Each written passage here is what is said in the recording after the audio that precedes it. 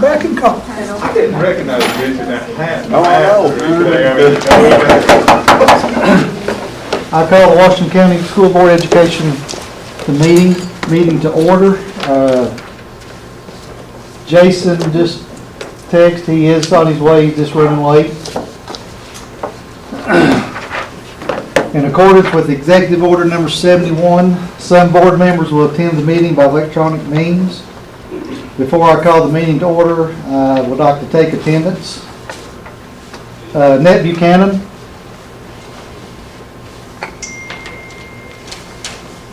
Hey, here. Thank you. Chad Fleener. Here. Keith Irvin. That's the whole thing. Keith Irvin. Mary Beth Dillinger. Here. Mitch Meredith. Sure. David Hammonds. Here. Whitney Riddle. Here.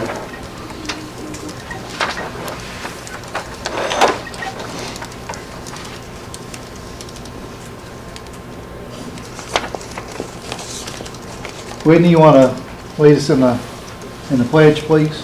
Yes, let's have a moment of silence, please.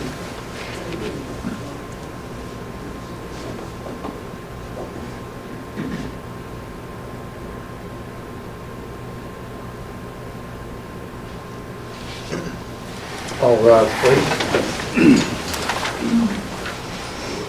I Pledge allegiance to the flag of the United States of America and to the republic for which it stands, one nation, under God, indivisible, with liberty and justice for all.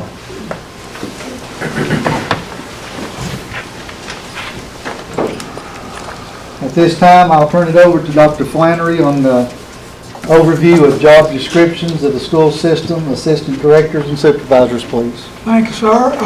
Over the past several days, and at the direction of the Board of Education, the 7 assistant directors of schools and the 7 senior level supervisors have created a video for you to watch. It runs some 59 minutes.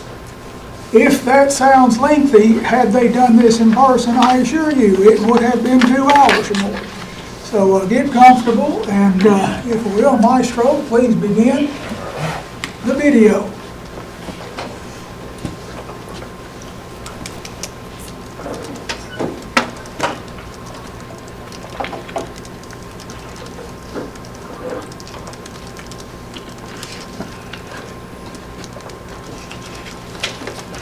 My name is Bill Flannery. I have been employed by Washington County Schools since 1982. I hold 7 teaching certifications and 4 administrative certifications. I have served as a teacher, as a supervisor, and a superintendent of schools since May of 2018. I am the chief executive officer of the school system and have, under the direction of the board, general supervision of all the public schools, personnel, and departments of the school system. I am responsible for the management of the schools under the board's policies, and I am accountable to the board. I can, at my discretion, delegate any of my duties to other school personnel. State law provides for many of my regular duties.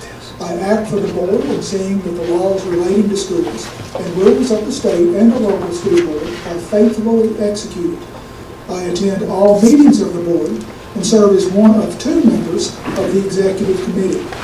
It is my responsibility to see that an accurate record of all proceedings of the board are kept, as well as a record of any official acts undertaken by my office.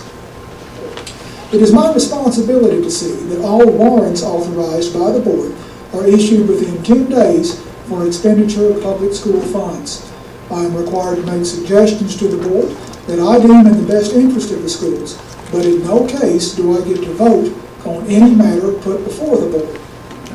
I am required to see that the state-approved course of study is used without fail, and that students are promoted through the various grades in accordance with regulations of the Commissioner of Education. I have the duty to sign all certificates and diplomas of pupils who complete their course of study. I recommend teachers for tenure, and I notify teachers of our failure to re-elect any teacher under state law.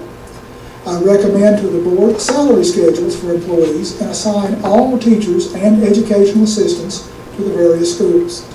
I require all teachers to maintain their licenses and to provide my office with a record of their licensure. I file all contracts entered into with teachers and other employees before they begin their services in the public schools. I am required to make a written report, at least quarterly, to the local legislative body on behalf of the school board of all expenditures and receipts of the public school funds.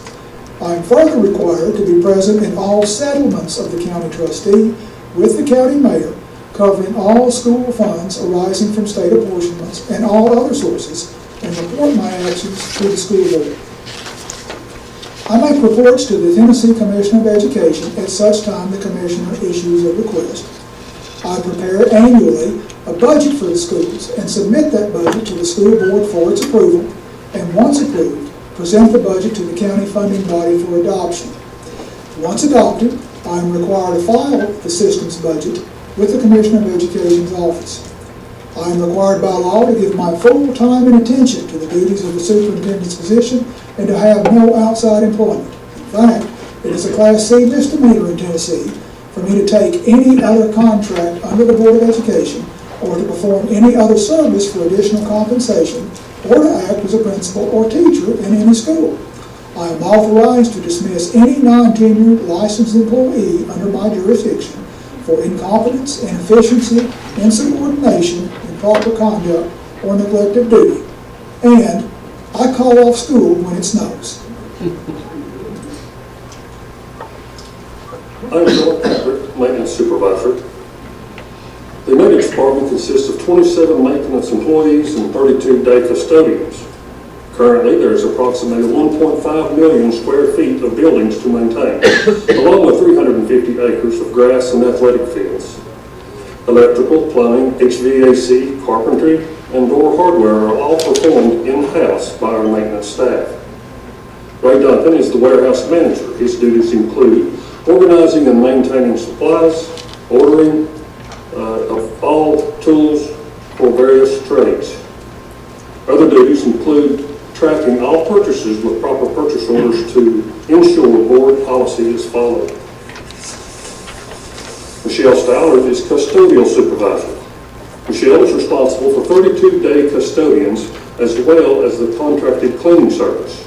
Included in her duties are periodic walkthrough inspections to ensure a safe and clean environment for students and staff. Logan Clark is interim ground supervisor. Logan has 7 groundskeepers to maintain the 350 acres. Duties include mowing, landscaping of all school yards, maintain proper levels of mulch at all playgrounds, grooming, mowing, and marking all athletic fields for school and weekend tournament play. Thank you. Hey everyone, so my position, as you know, is Chief Financial Officer, Washington County Department of Education. And on a high-level overview of what this position does and who reports to me is, of course, initially the central office accounting staff are directly under my oversight, as well as the school bookkeepers in relation to the financial aspect of the bookkeeper's job function. Anything outside of the bookkeeper's financial job functions would fall under the school principal. So obviously with my position, I'm responsible for all financial reporting, managing the budget, and all finance and accounting staff throughout the system. So I'm also the initial point of contact with the state comptroller's auditors.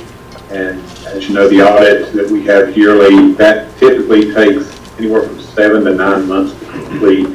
And of course, any issues that could develop throughout the year that involves finances, that involves any type of misuse or any situations that might go outside the bounds of Tennessee Code Annotated, or just anything in relation to gray areas. I would be the one that would work with the auditors to make sure we stay in compliance as a system. So overall, my position can involve any department, any aspect of the organization if finances are involved, or if operational situations develop that could have a financial impact, be it positive or negative. who would require me to become involved and issue guidance or direction or just clarify procedures. So, of course, with that, anytime that I would get involved with situations outside of the direct finance department, but that were financial related, I would keep the director of schools closely notified of any situation that develops.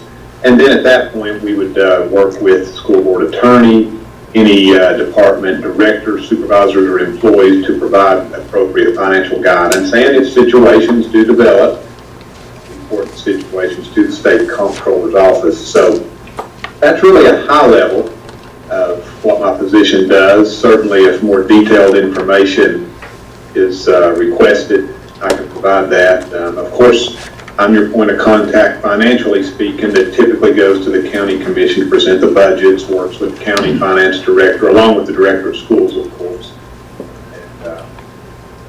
And anything as far as funding requesting would typically involve me being involved, going to the county mayor's office or county commission. So hopefully that's what you're looking for. And if not, again, I'll provide additional details, but I'm at the 3-minute mark, so hopefully that's good. Hi, my name is Ashley Keys, and I've been employed by Washington County Schools since 2008. I've served as a high school English teacher, RTI coordinator, and professional development coordinator at David Crockett High School, and an assistant principal at Daniel Boone High School. Since 2018, I have been serving as an assistant director of schools for secondary programs, Title IX coordinator, district test coordinator, disciplinary hearing authority committee member, calendar committee co-advisor, and the board's policy advisor. In this role, I have established a district teacher leadership team for shared decision-making based on DeFore and Marzano's Leaders of Learning. With this team, we implemented common formative assessments and benchmarking to monitor students' progress in real time, and we redesigned professional learning communities and tested areas at both of our high schools. I have closely monitored all high school standardized test data, served as the district test coordinator, and supported principals and teachers in order to increase student learning and growth. Prior to the pandemic, our data included increased growth and achievement TCAP EOC data, a record-breaking graduation rate of 96.7%, and an average ACT composite score of 20.2. During this pandemic, I have supported teachers and principals with both full virtual and hybrid learning environments, created and utilized district teacher leadership teams to advise the decision-making process, and obtained resources to support virtual learning. My purpose continues to be supporting teachers in order to maximize student learning and growth. I have 30 essential functions as secondary director, and I do these most days. Provide consultation and support to school-based leadership, assist in the development and monitoring of the district needs assessment and district improvement plan, monitor school improvement plans for secondary schools, and assist principals in formulating appropriate goals, objectives, and strategies in order to meet or exceed academic and behavioral growth and achievement goals. Collaborate with school-based leadership to analyze and use multiple forms of data throughout the year in order to progress monitor student achievement and growth. Assist in the development of the secondary master schedules at both high schools. Assist secondary principals in curriculum planning and scheduling, including RTI and credit recovery. Conduct teacher evaluations as required by state law and provide feedback and support to help teachers improve student learning and growth. Conduct coaching conversations with teachers whose effectiveness level is a 1. Create and monitor professional growth plans for teachers whose effectiveness level is a 1. Collaborate with secondary teachers in curriculum planning, using effective pedagogy, and utilizing instructional materials to maximize student learning and growth. Plan professional development sessions for high school educators in order to improve student learning and growth. Plan and schedule new teacher induction programs in consultation with other directors and supervisors. Communicate all changes in state-adopted high school curriculum standards to school-based leadership teams. Participate in interviews as requested by the director of schools or the school principal. Plan and coordinate graduation ceremonies and the top 10% banquet. Coordinate summer school programs for secondary students as needed, with assistance from other directors and supervisors. Coordinate secondary student, teacher, and intern placement. Articulate dual enrollment and dual credit agreements with colleges and universities. Assist in procuring and distributing secondary textbooks, instructional materials, and supplies. Coordinate and schedule all high school standardized testing, ACT, pre-ACT, pre-ACT 8-9, ASVAB, TCAP end of course, as the district testing coordinator. Train building test coordinators on the required testing protocol and test security measures. Collaborate with centrally based staff to ensure coordination of program efforts and adherence to federal, state, and local policies and procedures. Coordinate with appropriate agencies, parents, and school personnel to resolve problems and secure resources and services. Respond to stakeholder questions regarding program offerings and operating procedures. Assist in the preparation of budgets for assigned programs and monitor expenditures. Maintain appropriate documentation and files as required by state and federal law. Provide supervision of designated secondary employees. Approve dissertation research requests. Attend all board meetings and submit monthly reports, and perform such other duties as assigned by the Director of Schools. Now, as the board's policy advisor, I am proud to say that we have finished the policy review and our policy manual is now completely housed on TSBA's website. I will continue to monitor legal updates and bring any recommended policy changes to the board. Thank you. Hello, my name is Mindy Myers and I'm the Director of Special Education for Washington County Schools.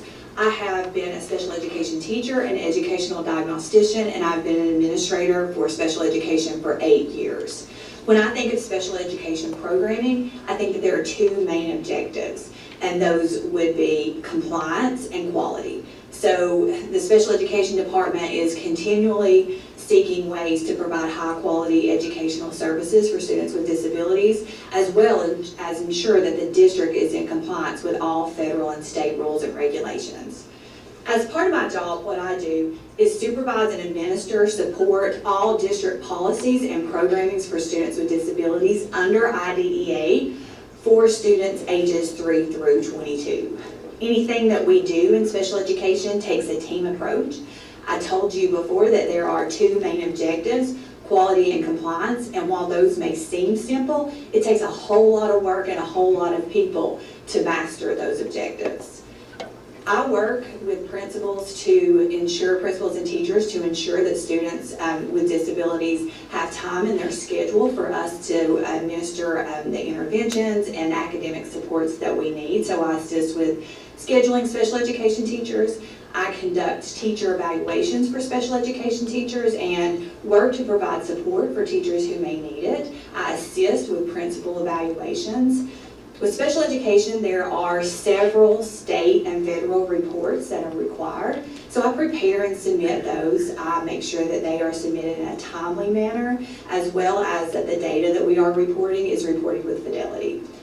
I prepare and oversee the general purpose and special education federal budgets, so the general purpose fed budget and federal. I prepare those. Any expenditures that are spent in special education, I oversee and approve, as well as approving timesheets and travel for special education staff.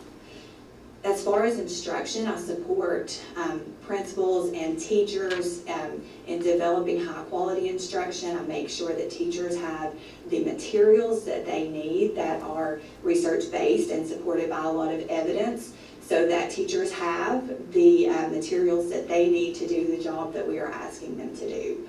I work with the special education curriculum coordinator to make sure that we have meaningful annual professional development plans based on the needs that are identified by the teachers. So the teachers do a needs assessment, and we work to make sure that the resources are there to provide that professional development for the teachers. In special education, we have contracted services. So I work with the contracts for those contracted services. I'll work with the businesses to coordinate the contract and then oversee the implementation throughout the year. I attend IEP meetings and work with families and school staff to develop individualized plans for students who are needing support. If there are any district level or state level complaints, I work to resolve them. If there's conflict that needs resolved quickly, I work with our board attorney as well as State Department attorneys to resolve any kind of conflicts that we may have as quick as possible. I oversee special education homebound. With special education, there are a lot of laws and a lot of rules and a lot of changes. So I attend conferences, meetings at the state level, and make sure that I come back and communicate quickly to our principals and our teachers so that they are informed of any kind of initiatives or changes in laws, rules, or policies that we are all doing what we need to do to stay in compliance. I maintain and monitor Easy IEP for compliance. Anytime that we as a department get monitored, which is often, we're currently going through monitoring right now, I oversee that and make sure that any corrective action plans are implemented. I coordinate with the Sheriff's Department to provide services for incarcerated youth. Students who are Washington County students that are placed at Tennessee School for the Deaf or Tennessee School for the Blind, I monitor and work to help coordinate those services as well. I'm the district liaison for the Individual Education Account Program for students with disabilities. I also am a member of the District Planning Committee, so I work to address how we are going to support students with disabilities and support staff in aligning our district plan to the board's plan, vision, and mission for our district. I also read and approve school plans to make sure that there is further alignment between what the school's doing and what the district is doing that align with the board's mission and vision for our district. I consult with building level leaders and teachers on discipline issues as those may occur. I work with our behavior therapists to coordinate behavior services for our students. Also serve on the Student Discipline Hearing Authority Committee for the district and work with the special education, work with the transportation supervisor to address any kind of issues or problems that we may have as far as special education transportation goes for our students. In the interest of time, I will go ahead and conclude there, but those are just a few things that I do for Washington County Schools. Thank you for your time. My name is Crystal Fink, and I'm the Career and Technical Education Director for Washington County Schools. I began my journey with Washington County Schools in August of 2010, where I served in the classroom as a health science instructor. As a health science instructor, I was able to teach a level 1 through 4 program of study. I was on the Hostess State Management Team, where I coordinated regional, state, and CTSO competitions. I was a work keys coordinator, a work-based learning coordinator. I started an emergency medical responder program. I started a pharmacy tech program with 6 industry partnerships and direct admission to the ETSU pharmacy program. I served 2 times as a presenter for the Tennessee Department of Education Summer CTE Conference and was the CTE coordinator for Daniel Boone High School. I mention all these things because all of these experiences have helped prepare me for my current position. I began as a full-time CTE director in July of 2020. My job duties include, but not limited to, developing, supporting, and administering comprehensive programs of study to meet the local job market data needs, to include 13 programs of study at Daniel Boone High School and 16 programs of study at David Crockett High School. I maintain close working relationships with community, state agencies, area businesses and industries, and labor organizations in order to provide CTE programs consistent with workforce needs. I maintain current knowledge of all pertinent state rules and regulations affecting the CTE Education Department to keep and track compliance. I prepare and administer the CTE departmental budget. This includes all funding of state and local funding for CTE programs, to include our Perkins 5 Basic and our additional funding for Perkins Reserve Consolidated Grant and our middle school grants. All of these fundings will allow us to purchase equipment, have industry certifications, professional development for our CTE staff, and our career technical student organization travel. I'm proud to say that over the past year, we have been awarded both the Perkins Reserve Consolidated Grant and middle school grants to improve our career technical programs. I monitor and support all work-based learning activities and experiences and hold a current work-based coordinator status with the Department of Education. I analyze data to identify areas of support and improvement for all of our programs, to include a student follow-up survey for post-secondary placement and or career, and additionally, 8th grade placement via our interest surveys. I interpret the Career and Technical Education program to the public. By doing this, we allow our public to see what our career technical programs offer.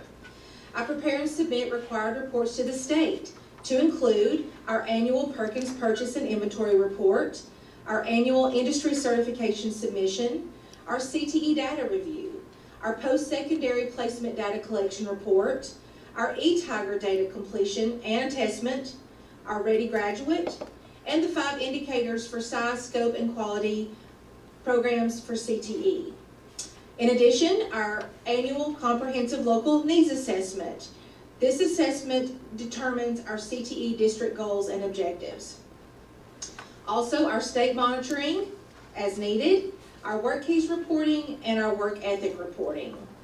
I make recommendations for long-term adjustments, changes, addition, and or deletions in the CTE program to meet all of the changing job trends and needs. I assist in the recruitment and screening and, of course, ongoing support of all new CTE teachers by maintaining current knowledge of occupational endorsement aligned requirements, education preparation programs, and state licensing requirements for the advancement of their occupational licensure. I'm involved directly and indirectly with all professional development of our CTE staff. I conduct at least 20 to 30 team evaluations for our CTE staff annually. I maintain membership and participate in the affairs of professional societies devoted to the advancement of CTE programs. These include maintaining my healthcare licensure through the Department of Health. I have quarterly CTE Director Learning Series meetings and quarterly new CTE Director Academies. I participate in monthly First Core Region networking with our Tennessee Department of Education Core Consultant. I attend monthly Chamber of Commerce meetings. Our annual CTE Educators Institute in the summer, along with our assigned Washington County Committee. I'm on the School Health Advisory Council as a voting member, the In-Service Committee, and the Discipline Hearing Authority. I'm also included with First Tennessee Workforce Development. I hold monthly CTE coordinator meetings, and of course our high school transition meetings with post-secondary institutions. I maintain post-secondary partnerships for career technical education. These include Northeast State, TCAT Elizabethton and Morristown, Walters State, and East Tennessee State University, where all of these institutions offer either articulation or local dual credit and dual enrollment.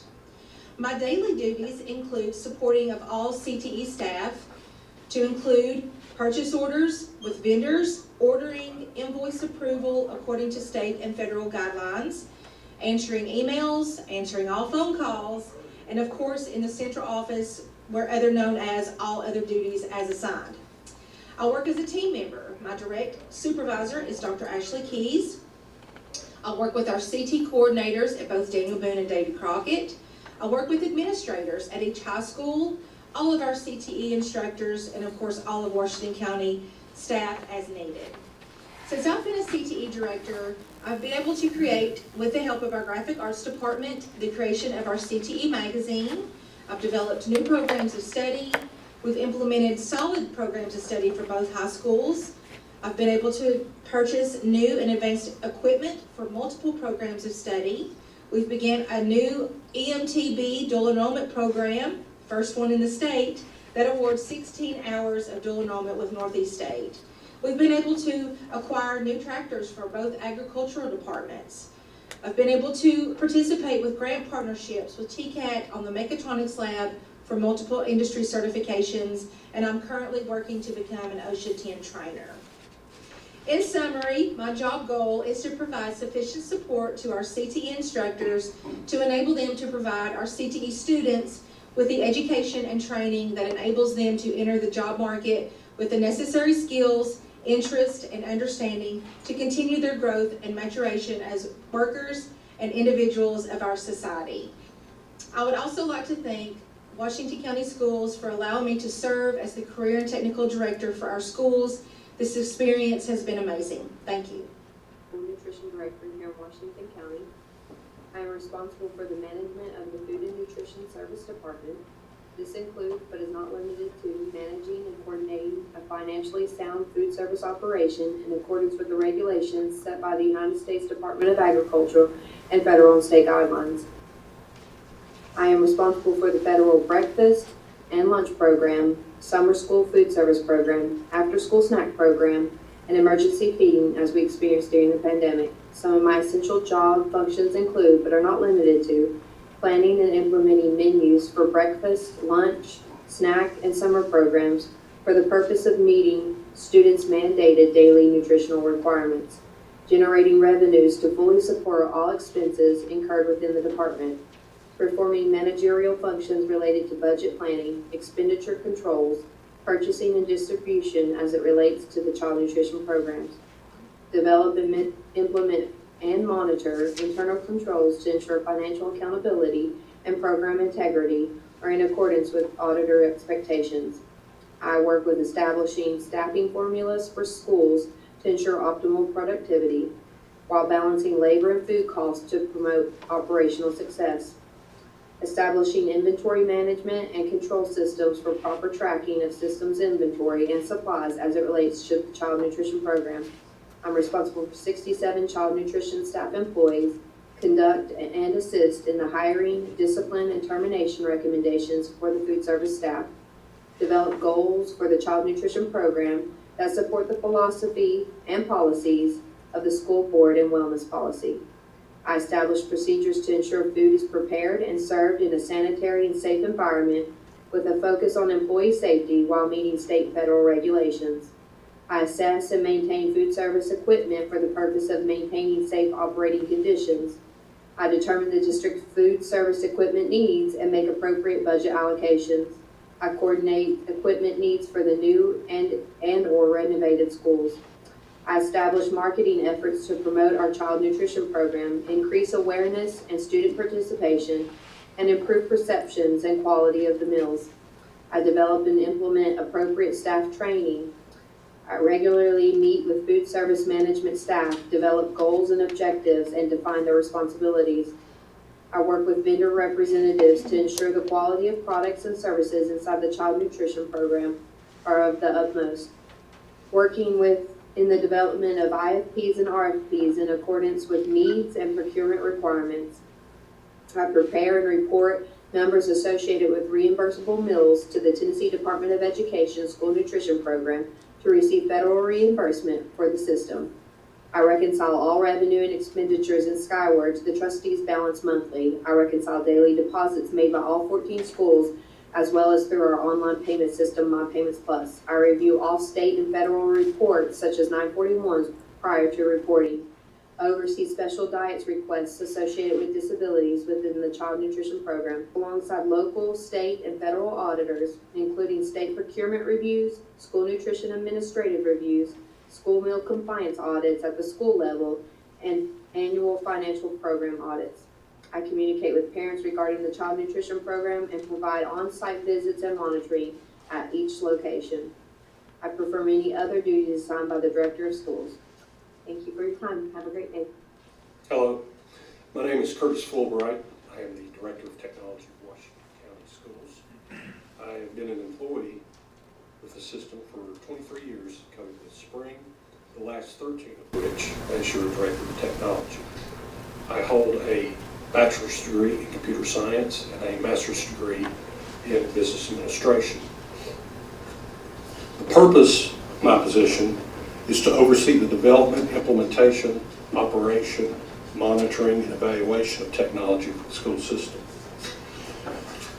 The essential functions of this position include providing leadership for short and long-range planning for all technology initiatives, vision, goals, program objectives, strategies, activities, infrastructure, staffing, training, evaluation, and budgeting.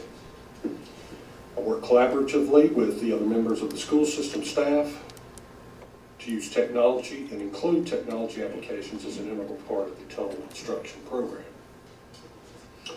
I'm to plan, organize, control, and direct district technology programs, including, but not limited to, computer hardware, software, the district's local and wide area networks, telecommunication equipment, including telephones, cell phones, intercoms, PA systems, surveillance, and other similar devices.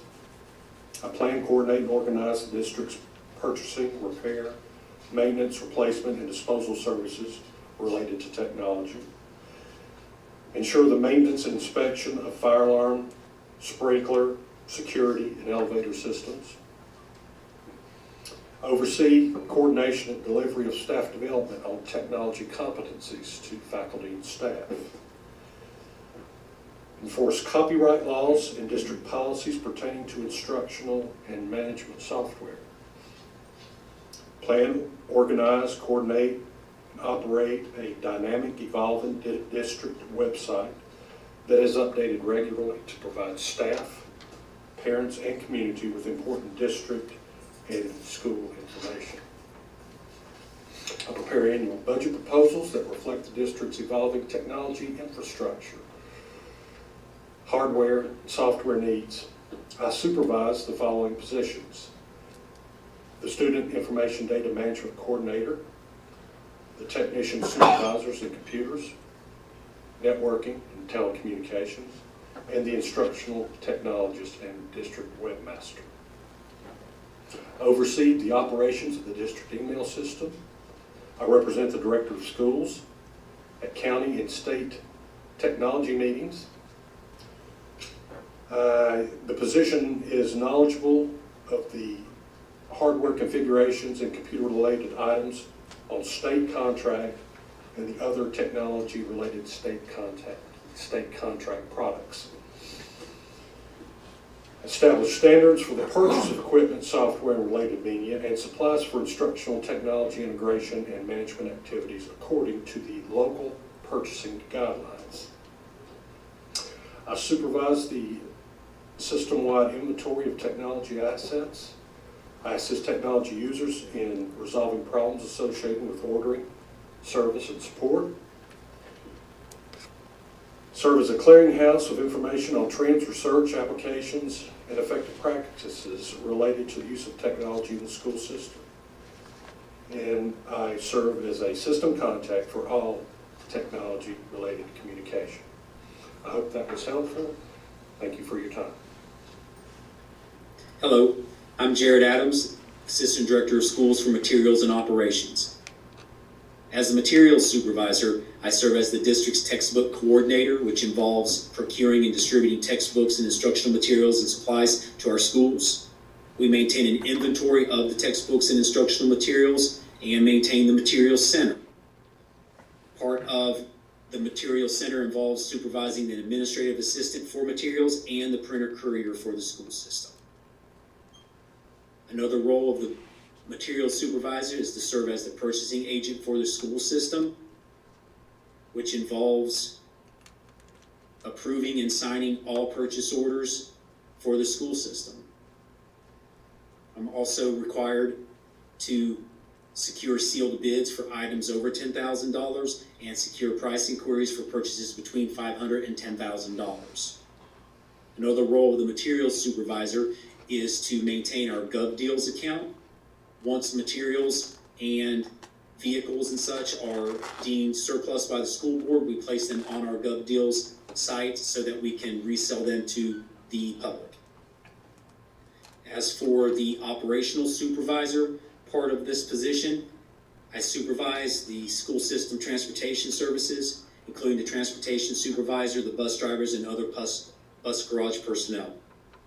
I address any concerns and issues involving transportation, help manage and update bus routes, procedures, and driver trainings, and address any employee-related issues. I'm also responsible to provide training to system staff on current issues and updates to state and system procedures, and assist with employee personnel or professional leave. I'm also responsible to investigate issues involving employee discipline. I'm also responsible to create and manage the school system's Quest Foundation. I also supervise the Human Resources Department. Part of this includes assisting with the application process for all prospective employees and assisting with the scheduling and conducting of interviews. I also manage the licensure requirements for all applicants and current employees in TN Compass, manage the tenure qualifications for all school system employees. Also serve as a tassel configurator for the school system, which involves the tassel credit that our administrators must maintain each year to keep their administrative license current. I also manage the data located in TN Compass related to teacher evaluations and tenure. It is my responsibility to review all background checks for all prospective employees, volunteers, and contracted cleaning services. Another responsibility involves conducting our substitute teacher training classes, which are held at least once a month for all prospective substitute teachers. I'll also serve in the role as the public information officer for the school system. I'm responsible for our public relations program, which is designed to create and maintain a favorable public image for the school system. I develop system literature and other forms of communication for the public. I assist with marketing and promotional materials in both print and electronic. I work with the community businesses and members to secure donations for our Teacher of the Year banquet, Principal for a Day initiative, and other school system functions. I create, copy, edit, proofread, and revise all communications coming from the central office, and I promote the system through our public relations initiatives. Some of these initiatives include creating and delivering press releases, media relations content, social media content, and speaking proposals. Part of my responsibility is to conduct extensive media outreach by maintaining good relationships with our local media outlets. I prepare briefing materials necessary for meetings, trainings, and other professional development, coordinate scheduling and logistics for the school system functions, manage information to and from the school system, and articulate the organization's point of view to the community and other stakeholders. I also serve as a systems Section 504 coordinator. These responsibilities include facilitating the implementation of the LEA Section 504 ADA policy. I'm responsible to develop, revise, and ensure compliance in the implementation of consistent Section 504 procedures, advise the director of schools and school board regarding Section 504 compliance issues and needs, provide ongoing training and support to LEA staff regarding Section 504 and the implementation of the Section 504 procedures, facilitate the provision of reasonable accommodations for LEA employees with disabilities. I serve as a resource to the LEA administrators, building level teams, and community members regarding Section 504, coordinate all Section 504 ADA grievance procedures, and serve as the LEA liaison to the Office of Civil Rights. Part of this also includes completing multiple surveys for the Office of Civil Rights, including our civil rights data collection that we do biannually. Part of the role of the Section 504 coordinator is to start the process for all initial evaluations for students who may or may not need a 504 plan. This involves multiple meetings with school personnel, parents, administrators, and teachers. I also serve as the head of the Discipline Hearing Authority Committee for the school system. And I am involved in administrator professional development, including our McGrath training and our Rutherford artisan teacher training. I'm more than happy to go into greater detail with any of these job responsibilities and functions. Thank you and have a great day.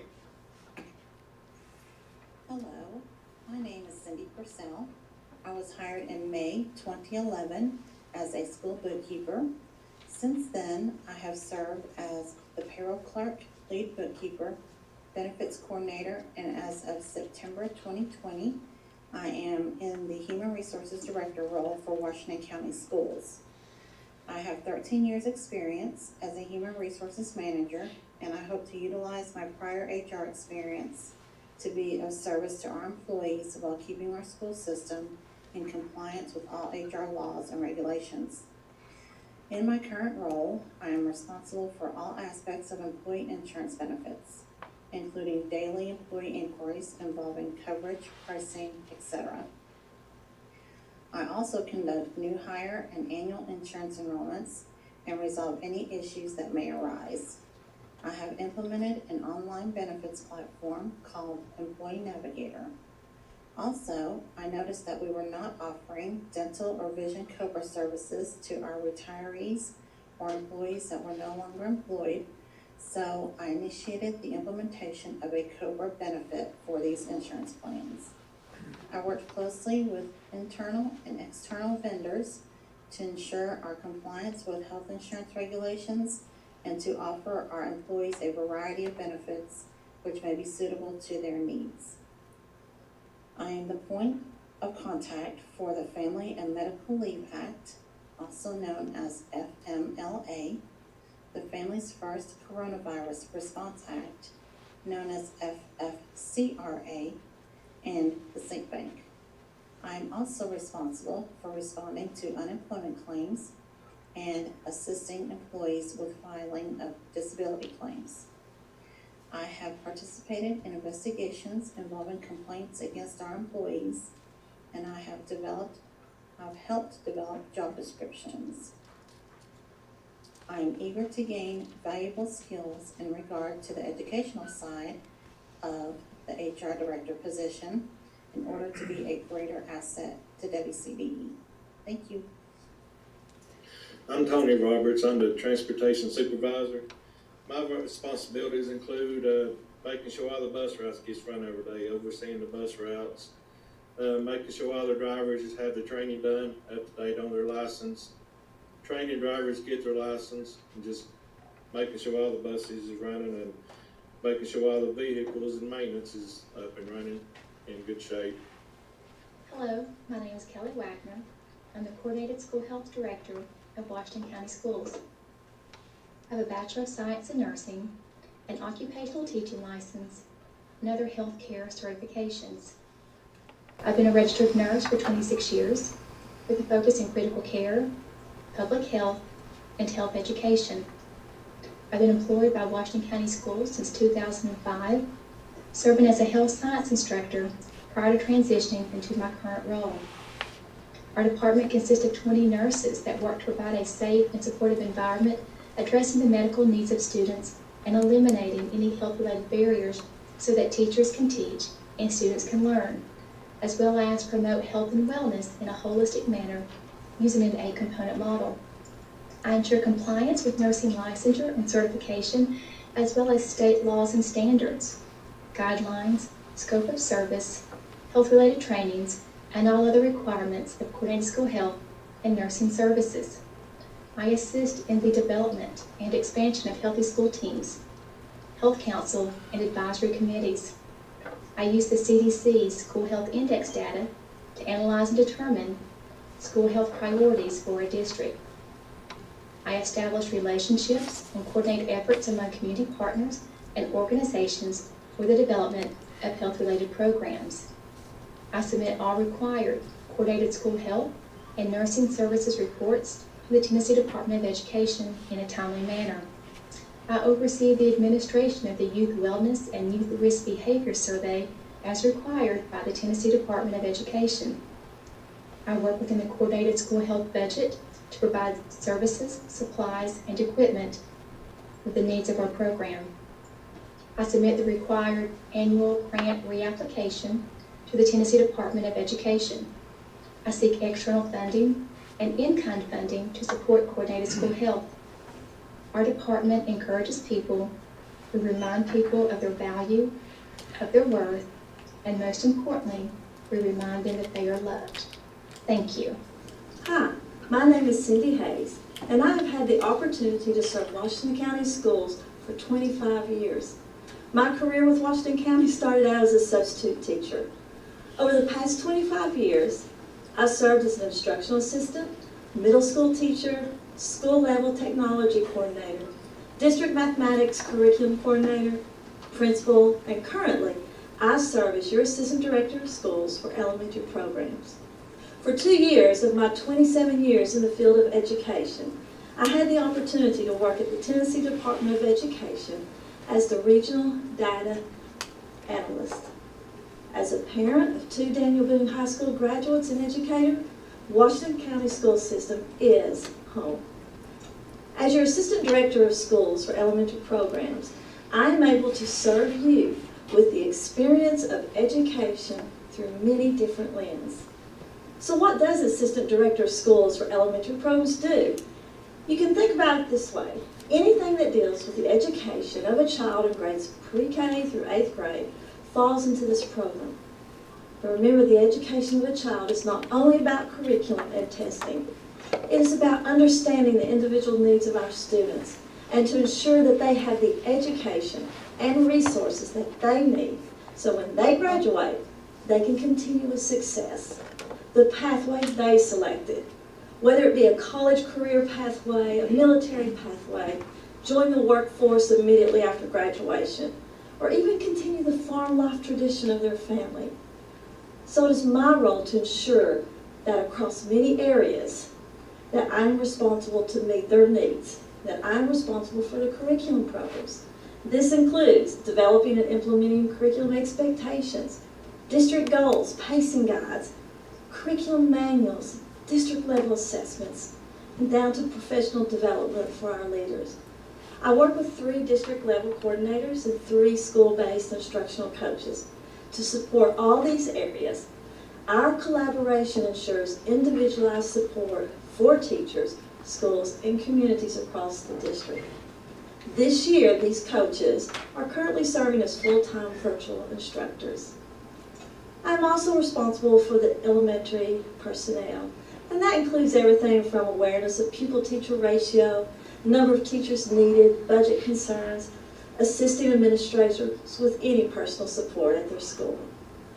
The job also includes as the elementary district testing coordinator. It is my responsibility to supervise the process of administering the state-mandated TCAP assessment at all schools and ensure that the fidelity and compliance guidelines are followed during preparation, administering, and returning of test materials is secured.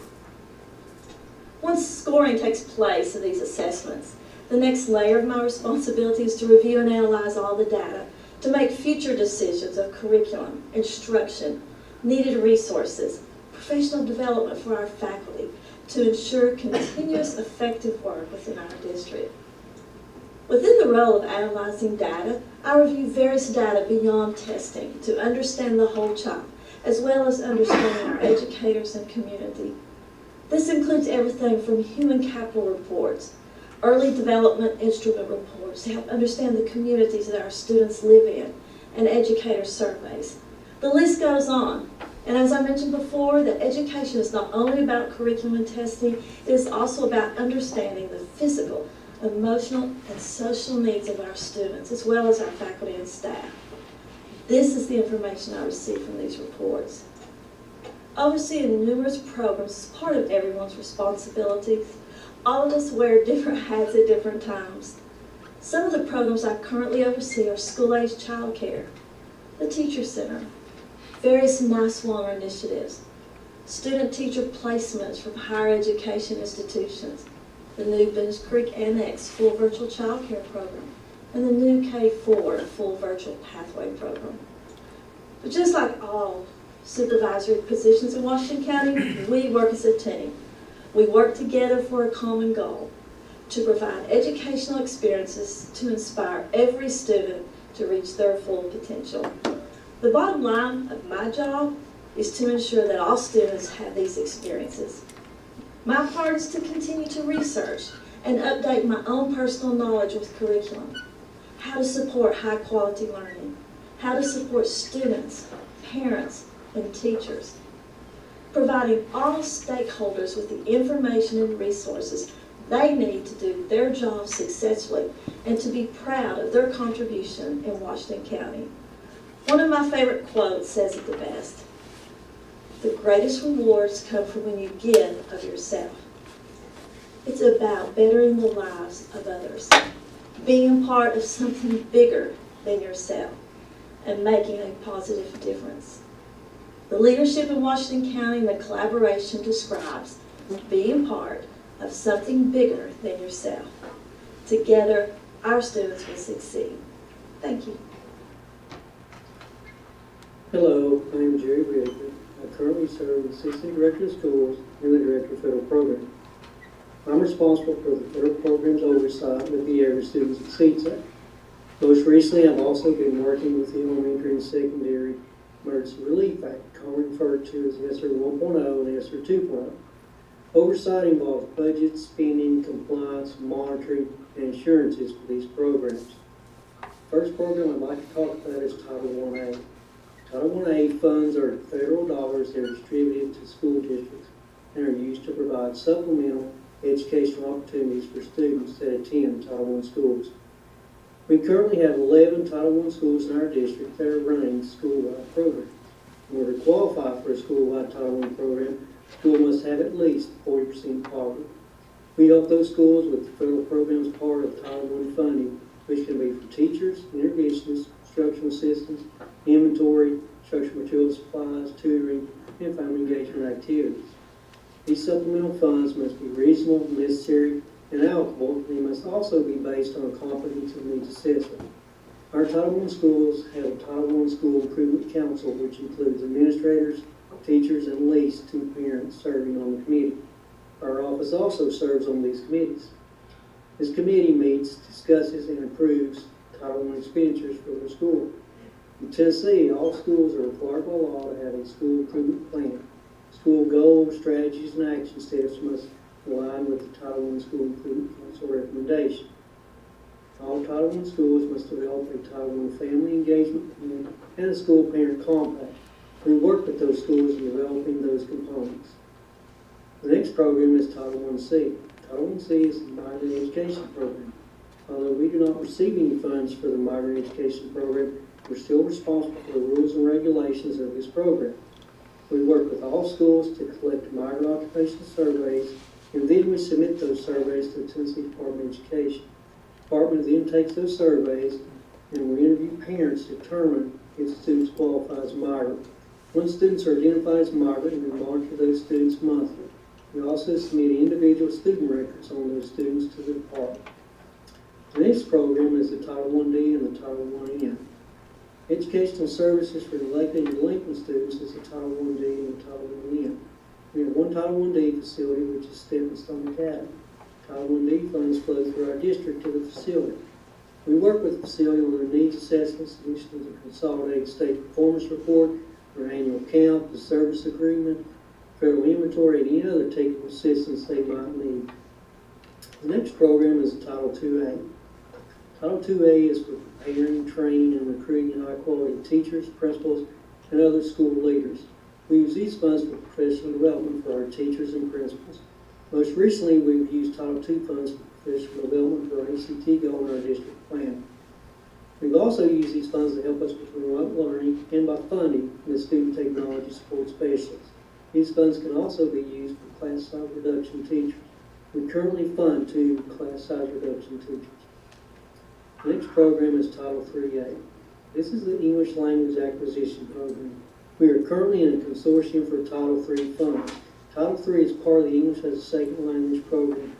We are responsible for Title III and the ESL program in our district. The ESL program starts with administering a home language survey to all new students to the district. If the answer to one of the questions on the home language survey is other than English, we will then test the student to see if the student can benefit from our language acquisition instruction. Student testing of the ESL program, we assign an ESL teacher to work with the student in English language acquisition.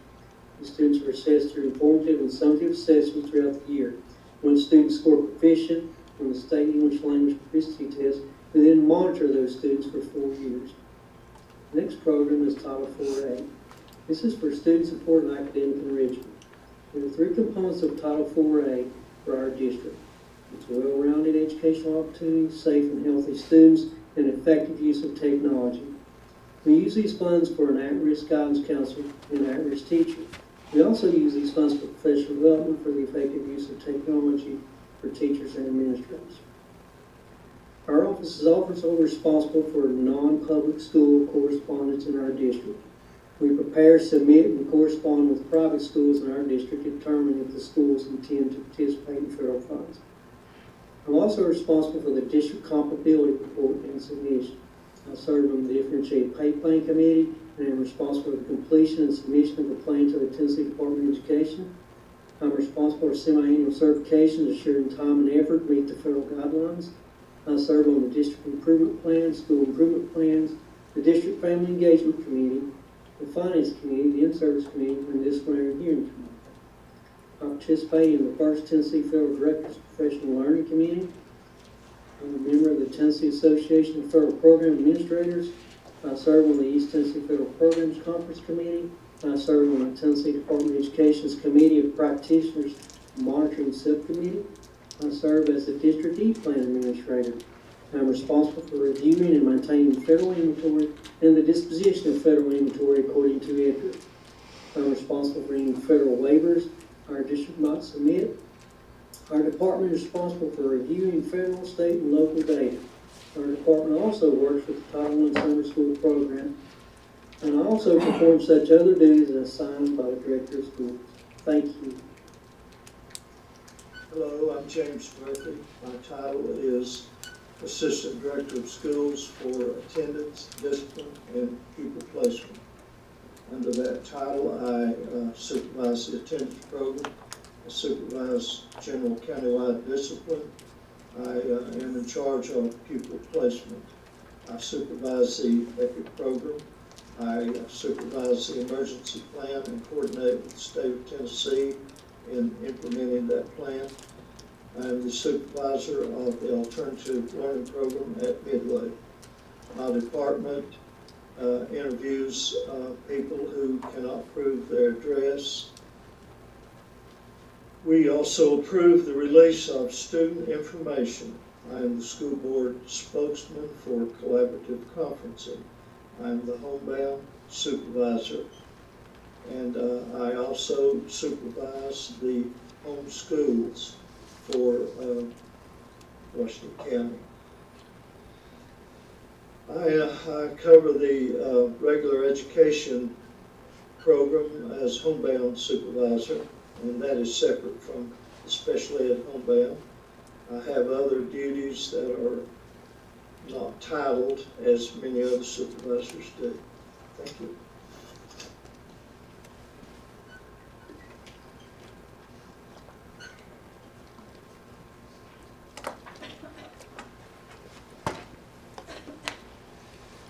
There we have it. Thank you. That was good. Yeah, that's Thank good. you. Yep, thank you. Thank you, sir. I've got one question. Dr. Flint, who is the Deputy Director for Operations? How does that Okay, work? That's up at the top there. Yes, sir. At the risk of being melodramatic, if I fell out on the floor dead, these two people would take over until such time as the board held a emergency meeting to name an interim superintendent. Deputy Director for Operations would be Dr. Adams. Deputy Director for Curriculum and Instruction would be Dr. Keys.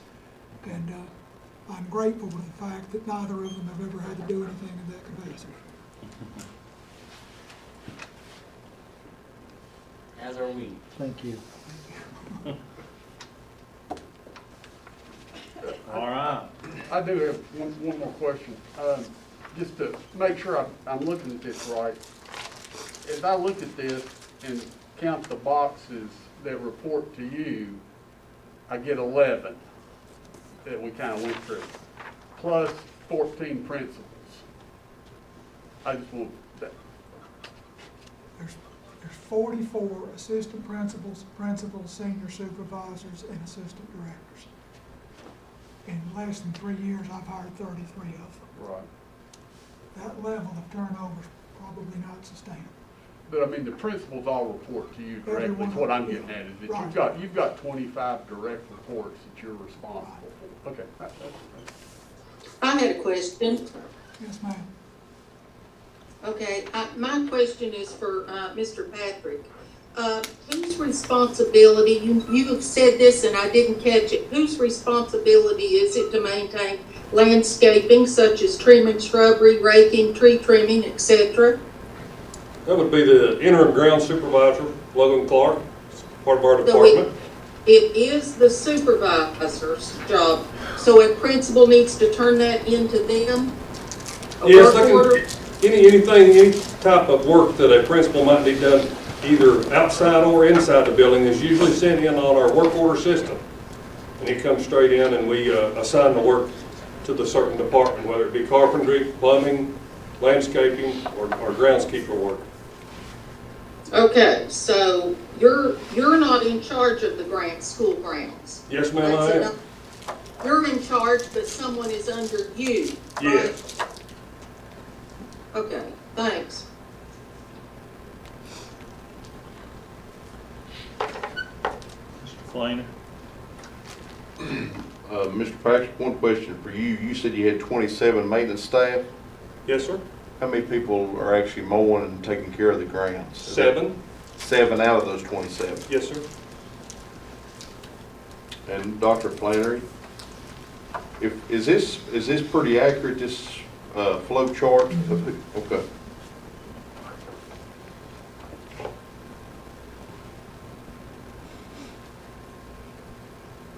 Anybody else got anything?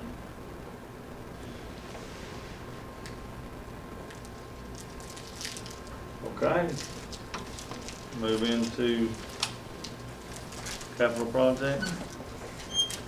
Mr. Chairman, I'd suggest that we ask Mr. Merritt to change hats for a minute. And he's provided us with a document that needs a little explanation. No, I thought that, and I dropped it. What? We got a request to take two. Take two before you jump into that? Yep. Thank you. Okay. Oh.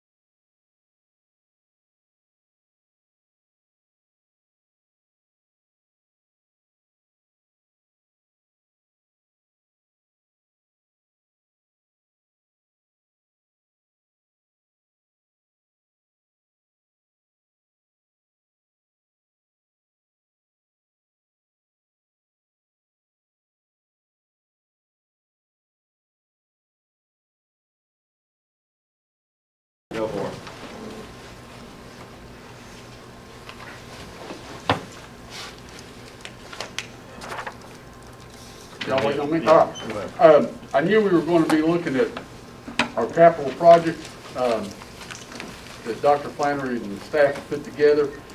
And I just thought it'd be helpful to remind the board what we have submitted to the county commission and what they have included in their 5-year capital plan for the educational dollars that we have. And so the schedule that you see on the screen now is, and what you have at your place, is the pennies that they've allocated to educational capital and what we as a board have heretofore provided them with needs. Now those dollars will be spent. So this paper is the commission's, or is this ours? This is a part. From this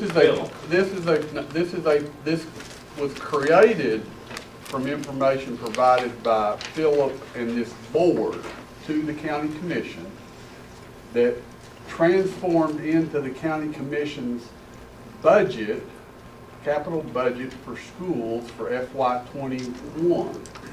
The numbers in future years are the numbers that this board has provided to the county previously for their 5-year, for the school's 5-year capital plan. Well, why I'm asking is I don't remember Westview Doors and Hardware. I don't remember Lamar HVC, Sulphur Springs Doors and Hardware. You don't remember any of that? I don't remember us sitting and talking about it. I really don't. You voted for it.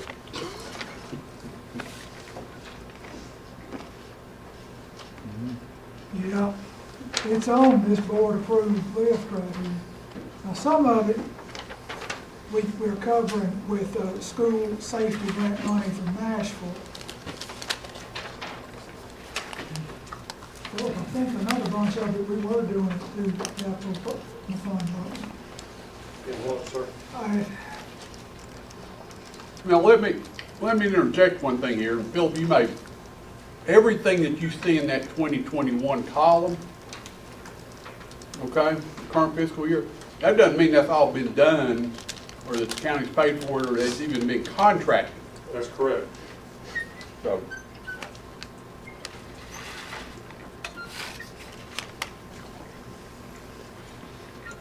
So where do we go from here? Mr. Meredith, is it fair to say that there's just north of $6 million available in fiscal 23? That's the bottom line. Okay. I mean, you know, until you get out to 2023 and the new Jonesboro school comes on, you know, and then it'll obviously drop, but yeah, you're looking at about $6 million a year in county provided capital. So, Mr. Chairman, the next task is to figure out what you want to do as of July the 1st with $6 million. I'd suggest you start with buses and technology and go from there. Do we have that current number on what that, didn't we have a number that we're supposed to use every year? Oh, you want On something? buses, Yeah, and technology. $640,000 for technology, and next year on buses is the big year they've been ready, $950,000. So we need to go ahead and add that in You gotta buy up front. buses. Right.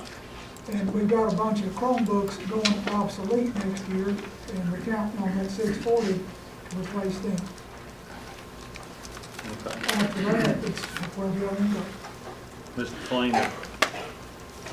Can you go down that list right there and tell us what's been done, what hasn't been done? Because like Mr. Meredith said, you know, some of this stuff has not been, the boom roof, is it totally, this year will be completed? Anything on you see on this list has not been done, okay? On the 2021, I thought the. Well, the buses and technology. well, yeah, with the exception of that. How about Boone's roof? I thought we'd done it. I'm sorry? Boone's roof. We've done a partial roof on it. Now we've got the remainder is out for bid as we speak. We voted. So you just did above the gym, I guess. Right. Okay, and you're gonna do the rest, okay, I'm sorry. But that won't go on 2021's in the capital plan budget. It's been Which funded. part, Mr. Flinger? The total boom roof, 2.2. It'll go on to 2021, yes, sir. and wasn't the Fall Branch, Sulphur Springs Door and Hardware and Fall Branch on there this year too? Yes, sir, that's out for bid also, or they're working that bid up right now. So The that two two, things we have out for bid is demolition of Boone's Creek Middle and the remainder of Boone's re-roof. so the 290 that's on 2022 for Sulphur Springs Door and Hardware and HVAC controls, how much can we take off that's gonna be done on 2021? Because I know we wasn't doing HVAC, but we did do the doors and hardware. Right, So- and that's already been voted by the county commission. Right, there's a resolution on it. Yes. But I mean, how much can I take off that 290? Oh, I'm not sure. I don't have that, a total figure in front of me right now. So the 140 for the Fall Branch doors and controls, would you say that's still out there We've got lingering? Yes, sir, yes, sir. So leave it alone, but the Sulphur Springs door and hardware, you can't figure 40 off or anything like that? I mean, just a, I would hate to guess on that. Okay. But, each door had to be evaluated by the architect as to whether or not to replace the frame or just the door or just the hardware. So it's just all over the, but you do think that the 140 for Fall Branch HVAC controls is gonna be out there in 2022? You got 200. HVAC controls, actually, we're putting that out, actually, we're getting pricing on that now. We hope to use the ESSER 2.0 money to do that this year for HVAC controls. I guess what I'm, Which means if we get to do that, then that money will still be able to use at a later date. Correct, Mr. Mayor? Yeah, I mean, unless something changes Right. at the county commission level, but yeah. what, I mean, and I know this is on the county commission, school board, come up with this list of projects. But what I'm really wondering is what numbers are still true from 2022 throughout, because like the gray brick repair, there's not a resolution on it, correct? Yeah, Yes. it's out for bids right now. That So that's purchase going order's out of already been, is ready to be written by Mr. Shrewsbury, yes, sir. But now Lamar's HVAC, that 70 wasn't spent.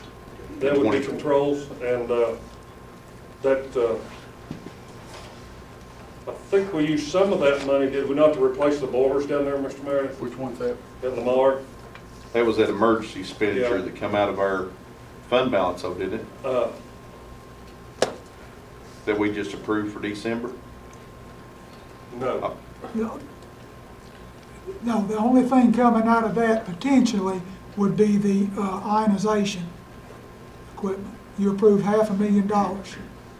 Brad, was that the only capital project in this budget amendment? It was $500,000. Yes, and that's all it was. The thought that it would be for that unless you all decide. And you probably won't have to spend it. What I'm having trouble with, though, is these projects right here that have expenditures coming out of 2021.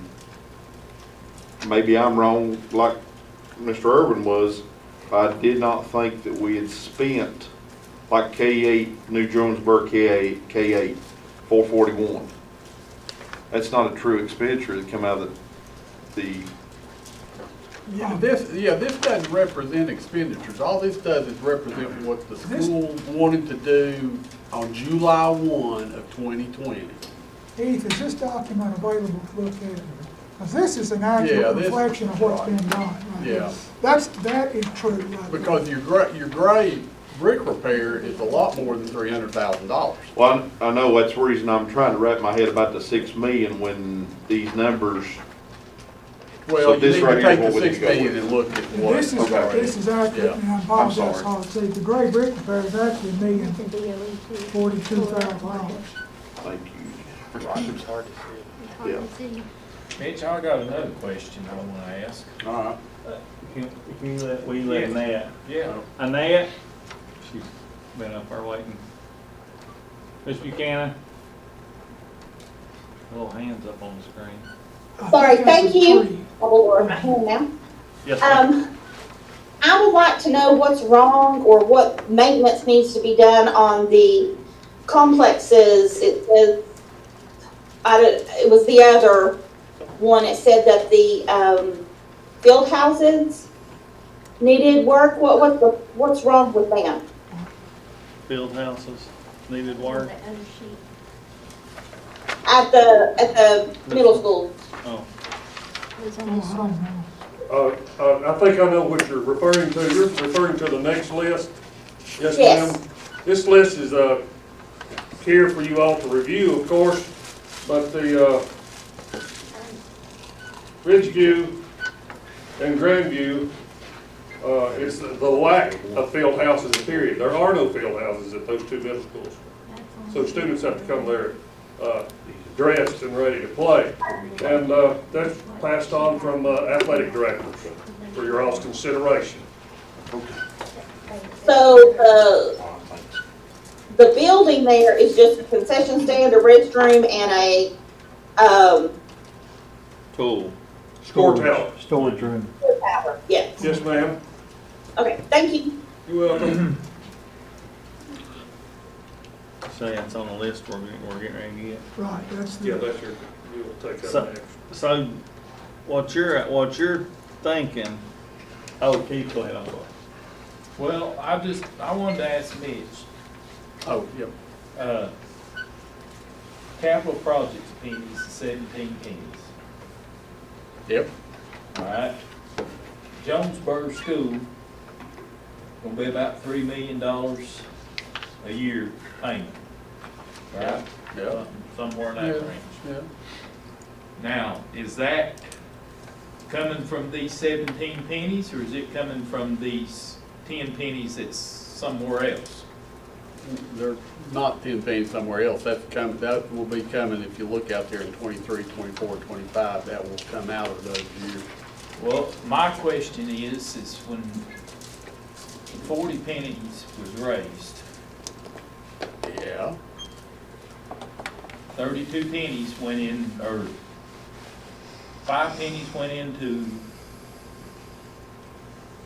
your all's fund balance, 3 pennies went into our fund balance. That left 32 pennies. Then 5 pennies went for debt service for Boones Creek, to take care of that, rest of that debt at Boones Creek. So they should be 27 pennies somewhere. Well, I was thinking that them pennies that's left should be going towards the project of Jonesboro. when that is the 17.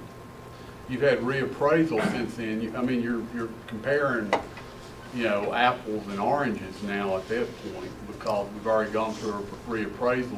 The amount of penny has changed, Keith. But it's worth more. But the tax rate changed. But the penny is still worth 300. Right, It was 303,000 now. Right, but if you have to lower your tax rate, if you have to reduce the number of pennies, you don't keep getting the same number of pennies. They proportionally reduce when the assessed values go up.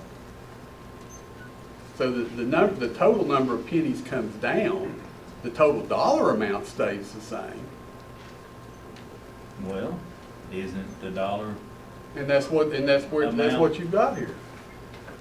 Well, So, I'm confused, but I see. I understand that a little bit. I don't understand totally, but I understand a little bit because I remember we had a piece of property and that we was doing something and they was explaining something about the pennies, and this year was the year to the county drop rates, right, something. reappraisal year. They look at all the county property and they equalize it, and so that values here are up, values here are up. Total value in the county may be up, and that's exactly what happened. When the value goes up across the board, then you have to reduce the tax rate so that the county doesn't receive more revenue. The county doesn't get revenue on inflation. Right. The county only gets revenue on new build, new construction, subdivided lots. So, you know, I think most people think, well, gosh, values are going up, so you get more dollars. Well, that's not really true, because when reappraisal comes on, then you have to drop those dollars back down to, you know, you reappraise your property, and then you have to drop the Who dollars back. mandates that, state? Huh? Who kinda, State and our assessor. cause if not, then the county can just keep charging more and more and more. Correct, yeah, it's state, if the county were to pick a tax rate that provided more revenue to the county in the year after reappraisal, you have to have a public, I mean, you have to put it out there that, hey, we're raising your taxes, even though your tax rate may have gone down. But And actually it worked the reverse at the last reappraisal, because when the reappraisal was done, the numbers went down because of the, if you remember, because of 2008, and the tax rate actually went up. But it wasn't any more money to the county because the base had dropped. Right. Well, Mitch, But, you know, my let me do argument this. is the Keith, hey, 17 pennies is still worth $303,000 or whatever a penny's worth today. yeah, you got the But $600, so why $650. why are we looking at 17 pennies right there? And when we done the 40-cent tax rate, the penny wasn't worth but 200 and what was it, 280, 260? That much, yeah. So, But he's but saying, we're figuring at 303. but you're saying the money's the same, but the pennies are different. Correct, that's So what, it's yeah. irrelevant.